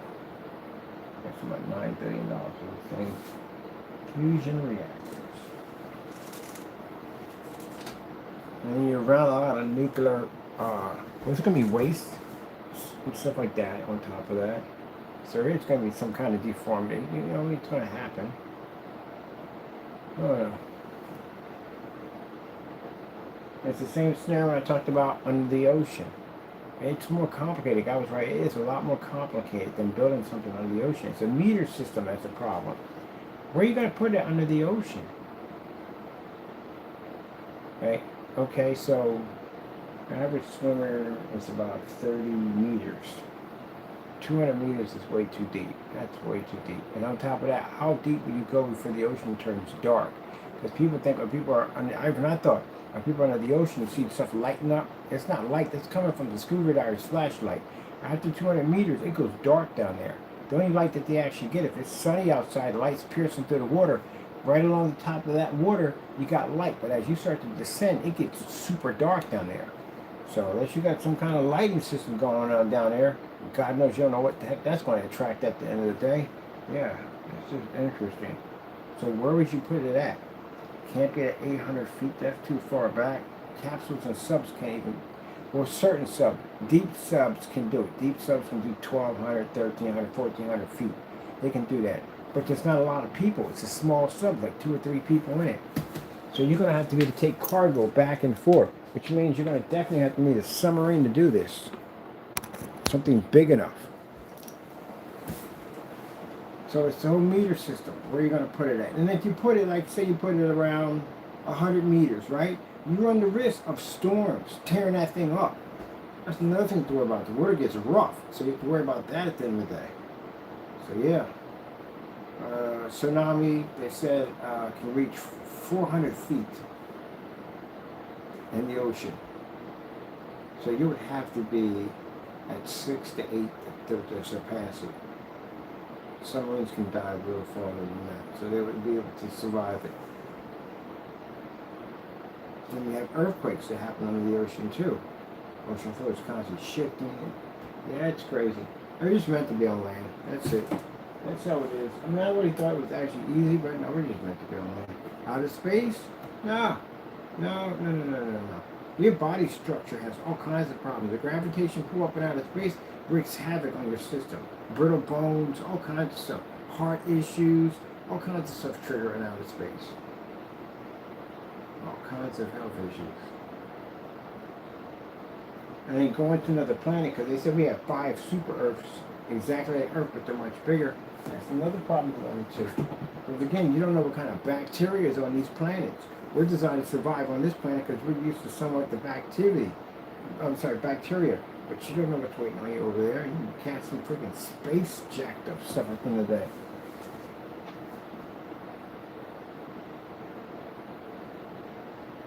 Which would be interesting because there is no life on any other planet but Earth. So if there is no life on any planet on Earth, you couldn't have any viruses up there. Because a virus is kind of like a living organism at the end of the day. It really is, truthfully. Huh. Interesting. See, all that from a floating building. All that from a floating building. Going from basically, this is how my brain functions in a day. Going from studying about the levitating city, and basically made the cars ability to fly in transportation, and then basically the ocean, then outer space. Yeah. We're stuck on Earth. Because we're stuck on Earth. That's the bad thing, we can't leave Earth. That's how to it. People already think we can go to other planets. Can't leave Earth. It's virtually impossible. It wasn't meant for us to go there. We can't go there. I know people sit there and go, oh, no. You have to understand how the world is built. If you look at the world, right, you have certain species of animals that survive in different areas, right? Like you got mountain lions that live up in mountains. You know, it's rare you to see one of these things pop down in an area. Like it's rare to see a polar bear in the middle of the woods. You would never see a polar bear in the middle of the woods. They can't survive in that kind of temperature, that climate. They're designed to live in their part of the world. Just like whatever is down there swimming deep down in that ocean, whatever prehistoric nightmare that can be down there swimming down there, can't come up here because of the pressure system. Up here probably it would die. It's designed to live where it's designed to live at. As in us being humans, we are designed to live where we're supposed to be at. That's why I explained to you. Can't. Imagine one day you're in the woods and see a polar bear. That would freak you out. How the freak did that get from here to there? They're not designed. Penguins and all that stuff. And they bring animals here. They do. They put them in zoos and exhibit. But they shouldn't be here. They should be within their own habitat. And if you notice, when they bring them here, they design the habitat that they live in and the area that they're in that they're really technically not supposed to be in. They have to build those habitats for them. That's what they're designed to live in. So, for us to leave this planet and go, basically, I believe, we have a space station out there, but to be able to leave Earth completely, that's not going to happen. We wouldn't survive it. That's why all the planets, if you look at them, you can't live on them. Either they're too hot, they're too cold. There's all kinds of stuff. The storms and stuff they have on them are unfreaking believable. We couldn't survive it. It's not meant for us to be there. Now, is there something else living there? No, not really. Honestly, it says in the Bible, God made man in the image of himself. When you talk about anything about aliens, people get this mixed up all the time. But it says about aliens. No. It's not about people. It's not talking about aliens. You mention anything about flying saucers or anything like that? No. When you think about Almighty God, do you think an alien would not recognize the creator of the heavens and the earth? Like he wouldn't understand who he is? He would know who he is. If he knew God, you would find all kinds of strange sculptures and pictures and talking about God. Yeah, and the devil. I'll get another one that pop up. So that being the case of being subconscious, that means that you would have evil aliens. Evil aliens would be controlled by Satan at the end of the day. When you think of the big picture. Now, they don't have their own God at the end of the day, then that would make it two gods. There's only one God at the end of the day. How would you have another entity with the God? I already had this conversation. We have to talk about aliens. When you really think about it, they're not designed to be people say, oh, it's God for us. No, God is everything. You can limit God and say, oh, God's just for man and there's other things out there surviving without God. No, they're all with God. And they have the ability to be able to have free thought of mind. They would know the devil because they have free thought of mind. You would bump into these things. These creatures are aliens, what they were, they're evil, and they had, served beside of Satan. They would be here. Satan's here. Why wouldn't they be here? Satan can figure out how to bring another life form down here to destroy man because he hates man. Because God made man in the image of himself, so therefore Satan hates your guts. So you know that from the door. So you devil worshippers out there, you thinking that Satan loves you, Satan can't stand you. He hates your guts. Because you know why? You're not made in the image of him, you're made in the image of God. And every time he sees you, he sees God's creation, so he hates your guts. And he can't wait to kill you, by the way. So you know that. Now you gotta look at the big picture of it all. Once you look at the big picture, you understand the whole function of it all, functionality of it all. So that being the case, you would have some jacked up freaking alien race coming down here to wipe us out. Because again, I can't speak of this enough, he hates us, he hates everything to do with us, and he would love to have some weird alien creature come down here and basically destroy the earth that God made and everything that God made. And yeah, he would love that. Definitely would love that. That's why you won't have any nuclear wars. This is why you won't have any great meteors slamming into the planet. You won't have any of that. Because Satan basically would love for that to happen. A great giant meteor smacking the God's planet that he built, destroy, kill half of the human race. Oh, he would love that. Not going to happen. You can't destroy something. That's why people mess up and they keep putting it like, oh, the meteor, it's on its own. It just popped up in the Big Bang Theory, and therefore it's just going to slam into the earth one day. God made everything. Oh, Big Bang Theory at the end of the day. You ever talk to somebody who believes in the Big Bang Theory? So where did the Big Bang Theory, where did the bang come from? Well, I can't really tell you about where it came from, but it just happened. That's the most lame excuse I've ever heard in my entire life. So you can't tell me what physically triggered off the bang. And if you're going to tell me what that triggered off the bang, then what would cause that bang to explode? Because it's got to come from somewhere. Somewhere it started somewhere. You just know how it would explode and this one explode. Where did the original one come from? Can't answer that question. They don't even know. They have no idea. And they get frustrated with you, they get mad, and they don't want to speak to you anymore. All right, whatever. And you start from somewhere. Your table sitting in front of you. It just popped up one day and it's just there. It had to come from somewhere. Somebody had to think of it like, I'll make this table. They draw a design. They create it and build it, and bam, you got a table right in front of you, right? So, no. That whole nonsense about aliens and all that stuff. Did we go to the moon? No, we didn't go to the moon. Literally did not go to the moon. Come on, man, add it up. Add it up. If we've been to the moon, we would have been to the moon more than one time. We would have been more than one time. Why didn't we do it one time? We did it more than one time. Are you kidding me? But it had space stations up there, everything. We would have been on the moon. It happened in 60 something, like 68 something that timeline. Yes, we would have been up there. All of us. There'd have been tickets going to the moon. We would have got a chance to see the Earth from the other side. You gonna kidding me? You see the technology they had at that particular time with the Apollo 13 compared to what we have now? We got space stations up there now. So we haven't been to the moon yet. We gotta wait till what, 2035? Is that right around the time that meteor is supposed to pop up? Somewhere around that time? Yeah, diversion. But the meteor got postponed because now they're talking about 100 years. Yeah. Okay. Scientists. By then, the people who made the prediction will look like idiots because they won't be around. No one's going to live that long to be 100 years that timeline. But that's crazy when you think about that, the day. Keep in mind that we have meteors that pass the Earth all the time. If any one of them were going to hit the Earth, they would have hit a long time ago. It's not meant to be. It's in the Bible on how it's written, how the world is going to be destroyed. So, nuclear war, not going to happen. Disease and famine to take over the world, not going to happen. Period. It's not going to happen. We may experience close to being near it, but it ain't going to happen. You can't destroy something that's not yours. Nope. Not meant to happen. So other people out there think with tinfoil hats on, the ET's going to come and visit you one day. He ain't coming. And I get the ones that, but they built the pyramids. Oh my goodness, no. The slaves of Israel built the freaking pyramids in the day. You mean to tell me, let me explain this to you again. I'm an advanced alien. I can travel anywhere. I probably even got time travel, who knows? And I can go from planet to planet. I have scoured the universe. I've probably seen all kinds of interesting, strange creatures. I've seen everything. And I'm going to come to Earth to build blocks of sand?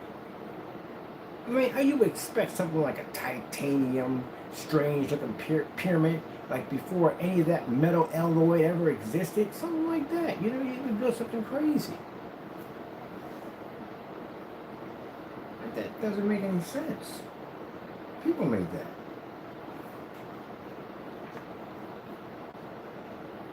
I look at them, I had that conversation. Like, yeah, so aliens came down here to play in the sand to build blocks of sand. That's what they did, right? I think you gotta roll your eyes. Gotta look at them and go, okay. I've had to talk to people on that one. Aliens, but I had a friend of mine. His name was something Noel. His name was Noel, but we gave him the name Cryel. His name was Cryel. He was always crying about something. He was a real, like what do you call it? Like a person. Cryel was a conspiracy theory. He was. He had maps and all kinds of stuff. He's been to Area 51, all that stuff. Not in it. He's been near it. Not he had been shot on sight. Yeah, we would have arguments all the time. Not like arguments to kill each other, but really arguments when we didn't talk to each other for a while. And he really believed that we had aliens. Like he believed it. He went to his house. He had like remember the guy on freaking 2012, and the guy who had all these maps, these places like that. It's crazy. It's crazy. Conspiracy theory, crazy. He was studying Kennedy. He was studying that. He said there were amphibian people that lived under the ocean, like Atlantis, all this stuff. And this guy has money. He's been in some crazy places. Like, he travels these places and stuff. He believes that all this stuff is real, man. He is crazy. He's a bit crazy, but still friend at the end of the day. You always got one of those nut jobs in your group. But yeah, man, we had a huge discussion about aliens. I said, no, but you understand they're real, man. What do you think is on Area 51? What's on Area 51 is a moon landing props. Because that would be the one thing that the United States would guard the hardest. If they ever got out that whole entire thing was basically fabricated at the end of the day, that would definitely cause some death. It wouldn't cause any devastation, probably back then, but now we more like we just woke a little bit more. That's basically about it. And he was like, well, it's possible we went up there. No, it's not possible we didn't go up there. Technology we have today is far more advanced than what we had back then. Back then, heck, they'd shoot that thing up there and freaking orbit around, break the orbit gravitational pull, blast down, land on the planet. Everybody gets out, take the pictures, jump around, drive around a little bit, get back on it, take off, break the Earth's moon's gravitational pull, shot out there to spin around the Earth slowly, and then basically ploop pops in the ocean, throws out a beacon, National Guard goes pick it up. The stuff we got today, them suckers take off and come back in. They come back in by themselves. Yeah, and ships are far more advanced now. We have a space station floating around up there. These ships can come in and dock to a space station and walk around up there. We didn't have that particular time. So how long did it take us to get the space station and the rocket ship that lands on its own when it comes in, other than the time that we're out on the moon? There you go. And we're supposed to go in 2035 or 2025. Why do we got to wait that long? Why don't we just go down? We got money, funding. They got funding for NASA. At one point, they want to cut the programming. Now they got more than enough money to run it. So again, what's the wait? I want to go. Got that thing called SpaceX. Where that thing? All that thing does is just basically just take you up, break the gravitational pull, and put you above the Earth a little bit. That's all. You peek out a window, and go, oh, yeah, this is interesting. How about we go over to that moon over there? Because we've been there already. And for some reason, the Hubble telescope that can pretty much pierce the Earth's atmosphere and drop pictures on a man sitting on the side of a bridge, even can tell whether he's shaved or not, but yet we can't point that thing in the direction of the moon and see the flag flying back in the wind. Nah, man, I mean, my theory at the end of the day is I seriously believe that what's on Area 51 is the moon landing props. That's what I think is on there. If you're going to tell me there's aliens on there, really? When did these aliens come? Because I'm thinking at the end of the day, if I'm an alien race, and I know that I've got brothers and sisters or cousins or whatever landed on this planet, and they were pretty much, their ships were dismantled, and they were basically, you know, what do you call it, autopsies and all that stuff, I think I'd be a little ticked off. I think I'd come back and blow the planet up. That's what I would do. For some of the explanation, they don't blow your planet up, just for the sake, because I can do it. So how come nothing's ever came back for them? If they're so-called aliens. Something would have came back.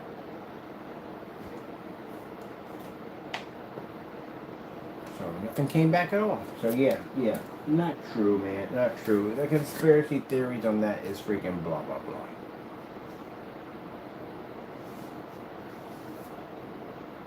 How many aliens do they claim to have? You know what? If you want to crack open all this secrecy stuff, because at the end of the day, I'm going to tell you something.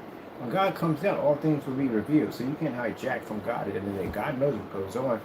How about we crack a couple of these books open? How we find out what's going on? We, the American people, basically we should know all these things, right? It should be hidden from us. Let's start cracking open some of these vaults.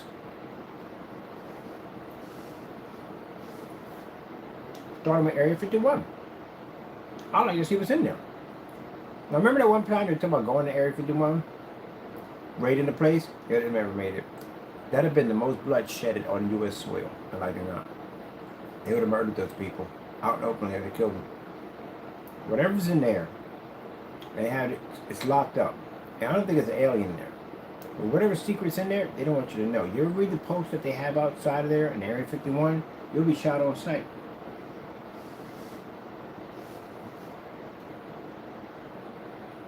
You're an American citizen. And yet, if you go to Area 51, you'll be shot on sight. Now, understand you got military training vehicles, bases and all that stuff. You got to be careful. They want to walk in and can hurt these soldiers. And that's not a military base. That's a facility. But it's heavily, heavily armed. It's actually they named several of the most heavily armed areas on the earth, and that's one of them.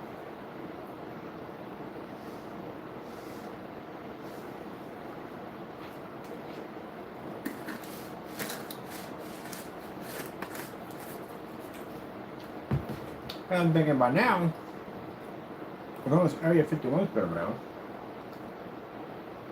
how come our technology hasn't jumped?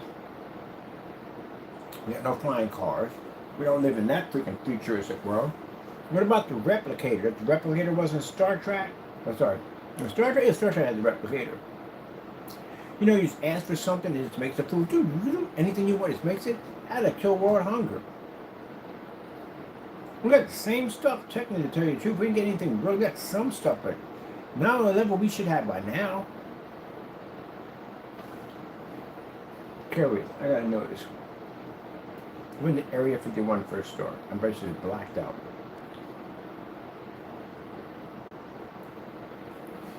When did Area 51 first start? 1955. So you mean from 1955, we ain't got a freaking flying car yet? Are you kidding me? And there is some this alien technology on that base at the end of the day. It's 1955 and we ain't got a flying car. We got drones, that's it. That's pretty much it. Oh man, no. Come on, you gotta be kidding me. You've gotta be kidding me. No way in the world. We should be living that Jetson life right now. No. I didn't realize it that far. 55. U.S. spy planes. Spy planes and stuff like that. Everybody thinks, I don't know, from here it doesn't talk about aliens. It talks about, from here, it talks about surviving team arrived at Groom Lake in Nevada. Laid out the runway. The CIA selecting the site to be tested and lock heads with a U-2 spy plane. Tell us about a U-2 spy plane. So how in the world did we get from a U-2 spy plane to aliens? Let's have a little fun here. Are there aliens on Area 51?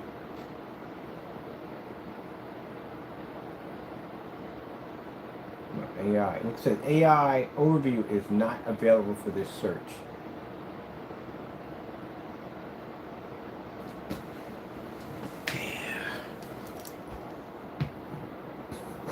Certain things you can ask, and certain things you can't ask.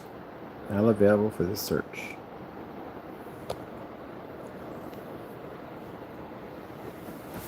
Many people reported seeing unidentified craft around Area 51.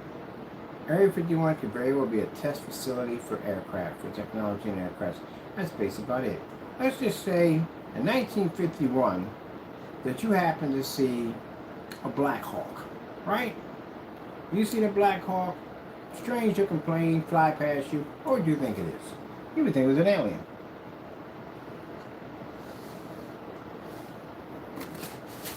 Or, most likely in the 1950s, you would say it's some kind of advanced Russian craft, because they had a thing for the Russians back then, back and forth, that war between them. A lot of people got hooked up in the communist nonsense that went on. And some people that weren't involved in it, they were accused of being commies at the end of the day, and their lives were ruined. Bit of a witch hunt. It's a Selman's witch hunt, but it repeated itself in other places. Which is funny because history does repeat itself. So, I've taken it back a little farther back than that. Let's say Wild West. Black Hawk helicopter pops up out of nowhere. Or the Blackbird. The Blackbird aircraft. That thing pops up. You're in the Wild West on a horse and you see a blackbird flies over top of you. What do you call that? Call it a flying saucer or something strange. You've never seen anything like it. You can't even explain it. It's flying. It blows up. What do you call it? I've seen that in the 1950s. They would say it was Russia. Like I said before, it was a thing between Russia and America at that particular time. We see that now. What do we call that? High-tech spacecraft. That's all we see it as. Because we're used to seeing it. Take it back to the Roman Empire. Let that thing blow through there and see what happens if they think in the day. They're not going to mistake it as alien craft. They're probably going to mistake it as a god. Chances are 1% that thing's going to be literally as a god. They're going to be building up, and you would see stuff that they're writing. Because keep in mind, the Egyptians, you would see all kinds of stuff carved in the rocks. of describing that ship right there, of what they saw. Ship, S-H-I-P, not the curse word. But they would describe that. The firepower, like I said, it breathed fire because missiles would come, and how they would explain it, and how things exploded. That's what they would explain it. They would think it was a god. They would probably worship it, to tell you the truth, honestly.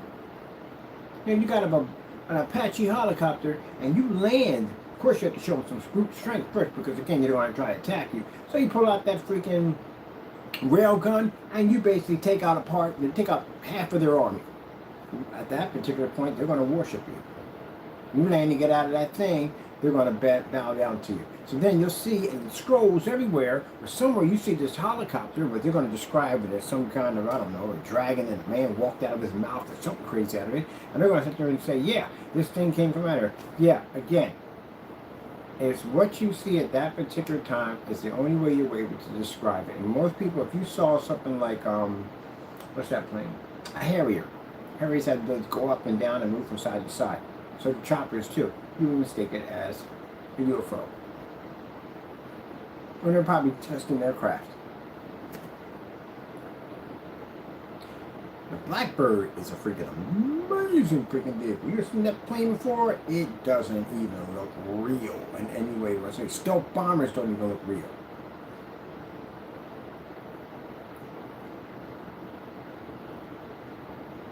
They didn't come from alien technology. Do you have any idea how rich the resources on the Earth are?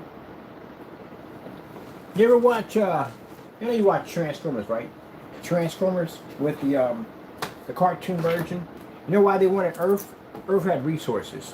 Earth had resources, and rich resources, that allowed them to build what they wanted to design, because they had the technology and they were smart enough to know how to harness the Earth's resources to build incredible technology, which we couldn't understand that because we haven't hit that path yet, if you look at the Transformers.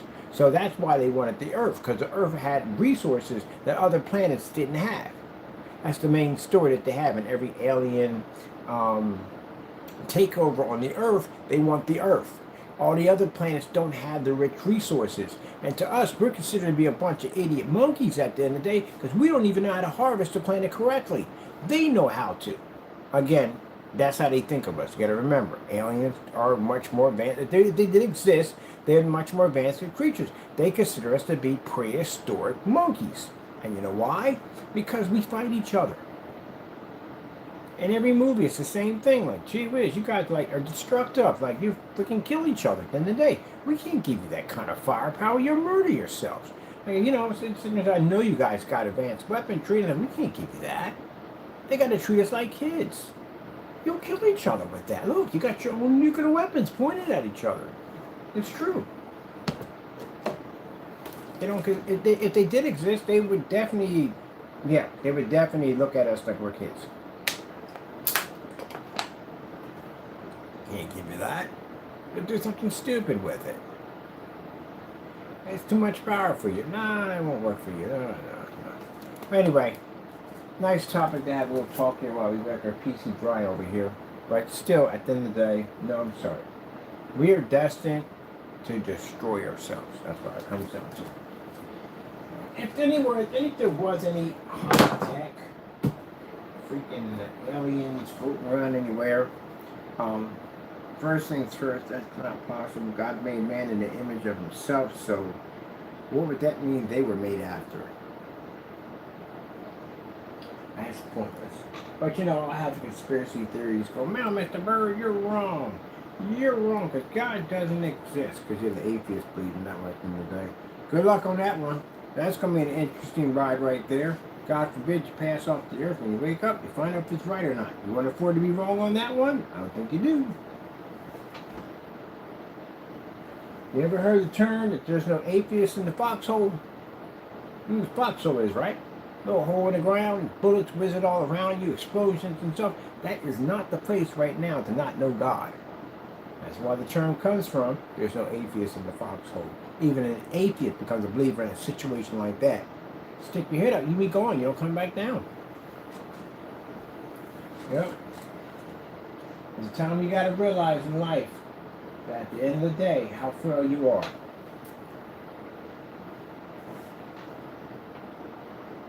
Now is not the time to not have belief, especially in a situation like that. What are we playing in the background? Because I'm hearing, is that the lecture we're playing back there? Man, get off topic. Why are you over here talking about this, that, and the other? What did we set this side on, didn't we?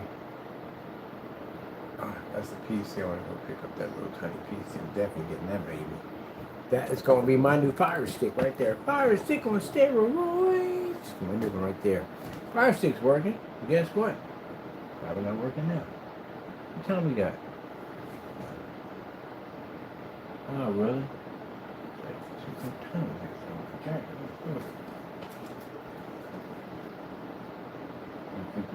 That ain't bad. That ain't bad. I'm just trying to do a couple of things. At least I got the wall PC finished. That's good. But yeah.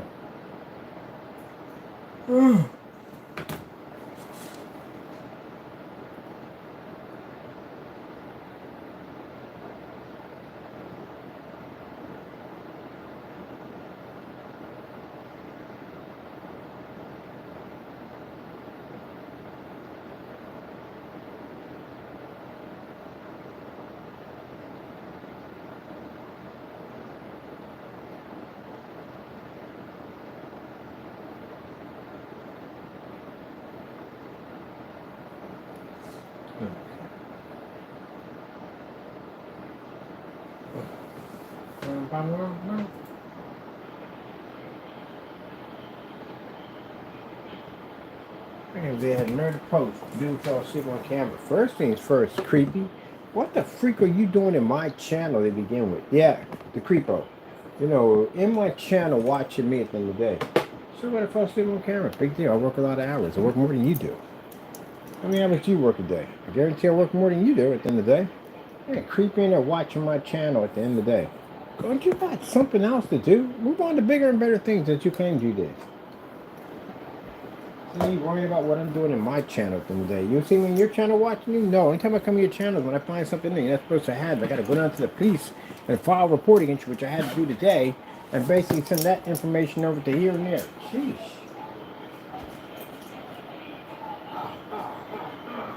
Yeah. That came out nice. Got to worry about the split ends, though. We got to do this next. Yeah, creepy. You're in my room. In my room watching me. Tell me, oh, he fell asleep. Yeah, because I work. I do. Something you don't do.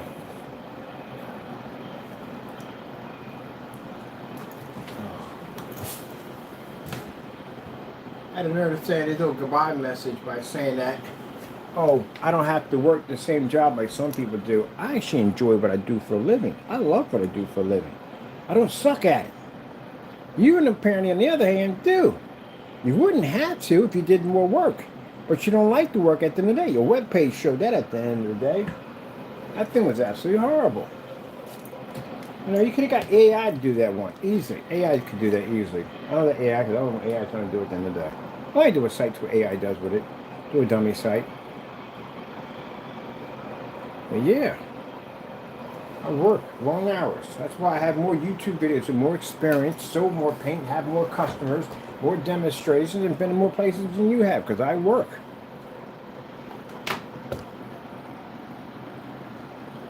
Bigger question, what are you doing on my channel? Watching me. Alright. It came out nice. Nice little setup here. Cool. I like this one better than the other one. Much better than the other one. Definitely like it better. So now we got to figure out what we're going to do with the paint job. First, we're going to put the motherboard in. All the parts for it, cheap. You're not spending a lot of money for parts. 30, maybe 40 bucks for the power supply. Graphic card, 180 bucks. But then if I get the RX 580, I'm already going to pay about 90 bucks for my graphic card. I think I need 1155 or 51 motherboard to run that one. They're cheap. They're like $38 boards. That's basically like micro ITX is what we're going to be using. And the chipset is either going to be i7 3770, which is good for games, or the 4970, which I haven't decided which one to get on that. Liquid cooling, basic 120 millimeter fan setup with small radiator. That's basically about it. That's for that port right there. Drop 280s on the side, an extra 120 right there to pull air from the motherboard, and then actually liquid cool it. That's going to drop from right there. Fan and whatever power supply there. I don't know where the power supply. I just want to use something pretty cool for power supply. Gotta do something crazy with that. Alright, we'll figure out something crazy for the power supply. Definitely do something like that. Let's see. Anything else we're missing? And if you notice, it doesn't have a port for the hard drive because it's going to use 2 terabytes of M2 solid state drive. Keep it nice and compact. You don't want parts and stuff all over the place. It'll come out real nice. Yep. So that's pretty much all we need for it.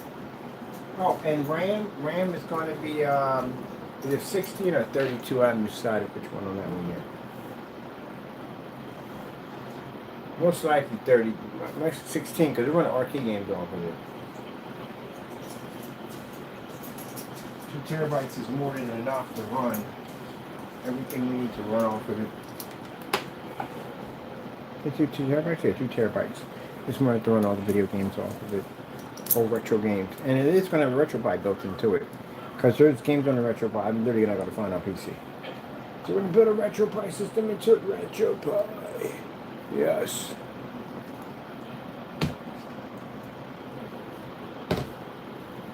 On the road again. Do do do do do do do do do. Bum bum bum bum bum bum bum bum bum bum. I'll be up in the road again. Wow. Motherboard goes right here like this. Well, actually, no. Motherboard goes this way because right here we gotta have where our graphic card's gonna drop here. So the fan system's going right there for the motherboard. Gotta get the tilts for that. I think the tilts we want to use for that, the tilts on this one, we want to use clear pegs because I want my motherboard like it's actually floating off the side of the case.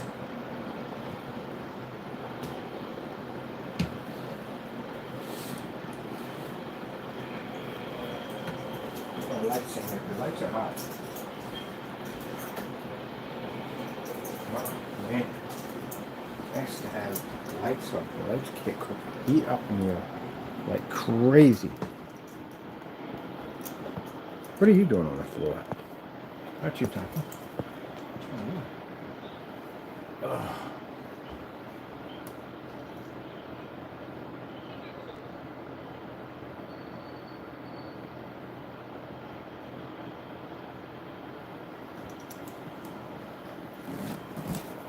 Wake me up, oh you don't know. Let's get my screen here.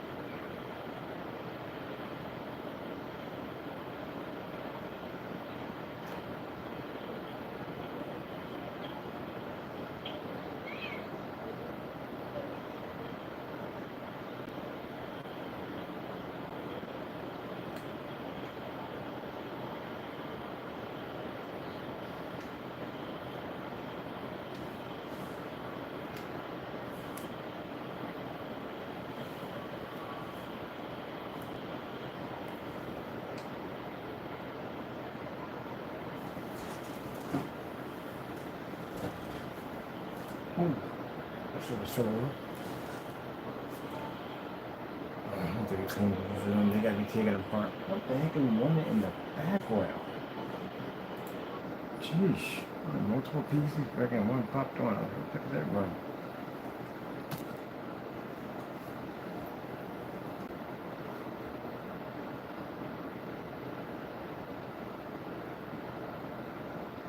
But yeah, because we did partially twice. Let me see what we got last time.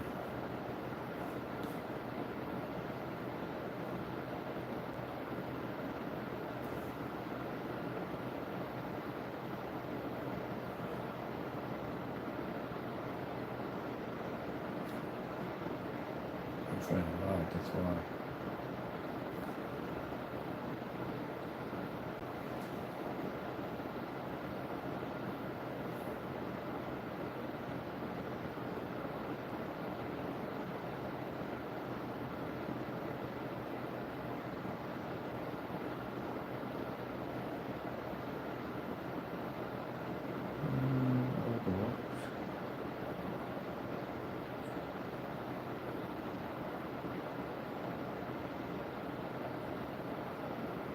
Cool. I know they got it. Let me see. Let me kill for time here. Gee whiz. I must knock it off. I had to. Yeah, I actually got the dummy labels to make for this, for the other one, for the other screen. Dummy label, and I gotta put that ultra strip on it too. Okay, let's get that done. Let me see.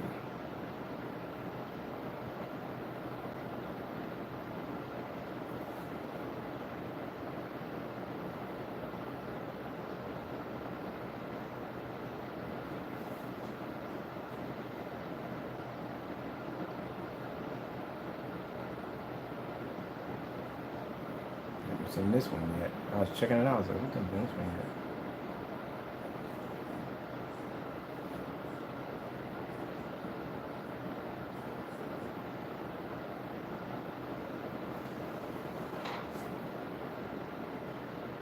Yeah, that's the quantum. That's the technology that came out too dark. Ugh. Can't wait to do that one in the courtroom. That's gonna be fun.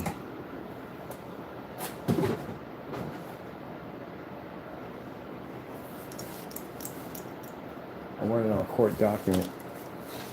Whatever happens in that craziness that you know now is involved, I'm going to request that we need him in a courtroom. We need him in a courtroom. He ain't going anywhere. I don't care if they got to come with us or whatever. I don't care. We need him in a courtroom for that particular purpose. Because we're not going to let it. I hate to say it, and sorry people if I have to say this, but again, they're not going to let him. I think once they get him, they're not going to let him out of their sight. They'll run the risk he might take off. So again, as I said before, we need to talk to them. We have to bring in a lawyer in and talk to one of them and say, look, we need him in a courtroom because he made some false accusations about our products, and I want it on court record and document he was prosecuted for it. You know, call my product on watch. You lost your mind. Worked too hard to make this stuff.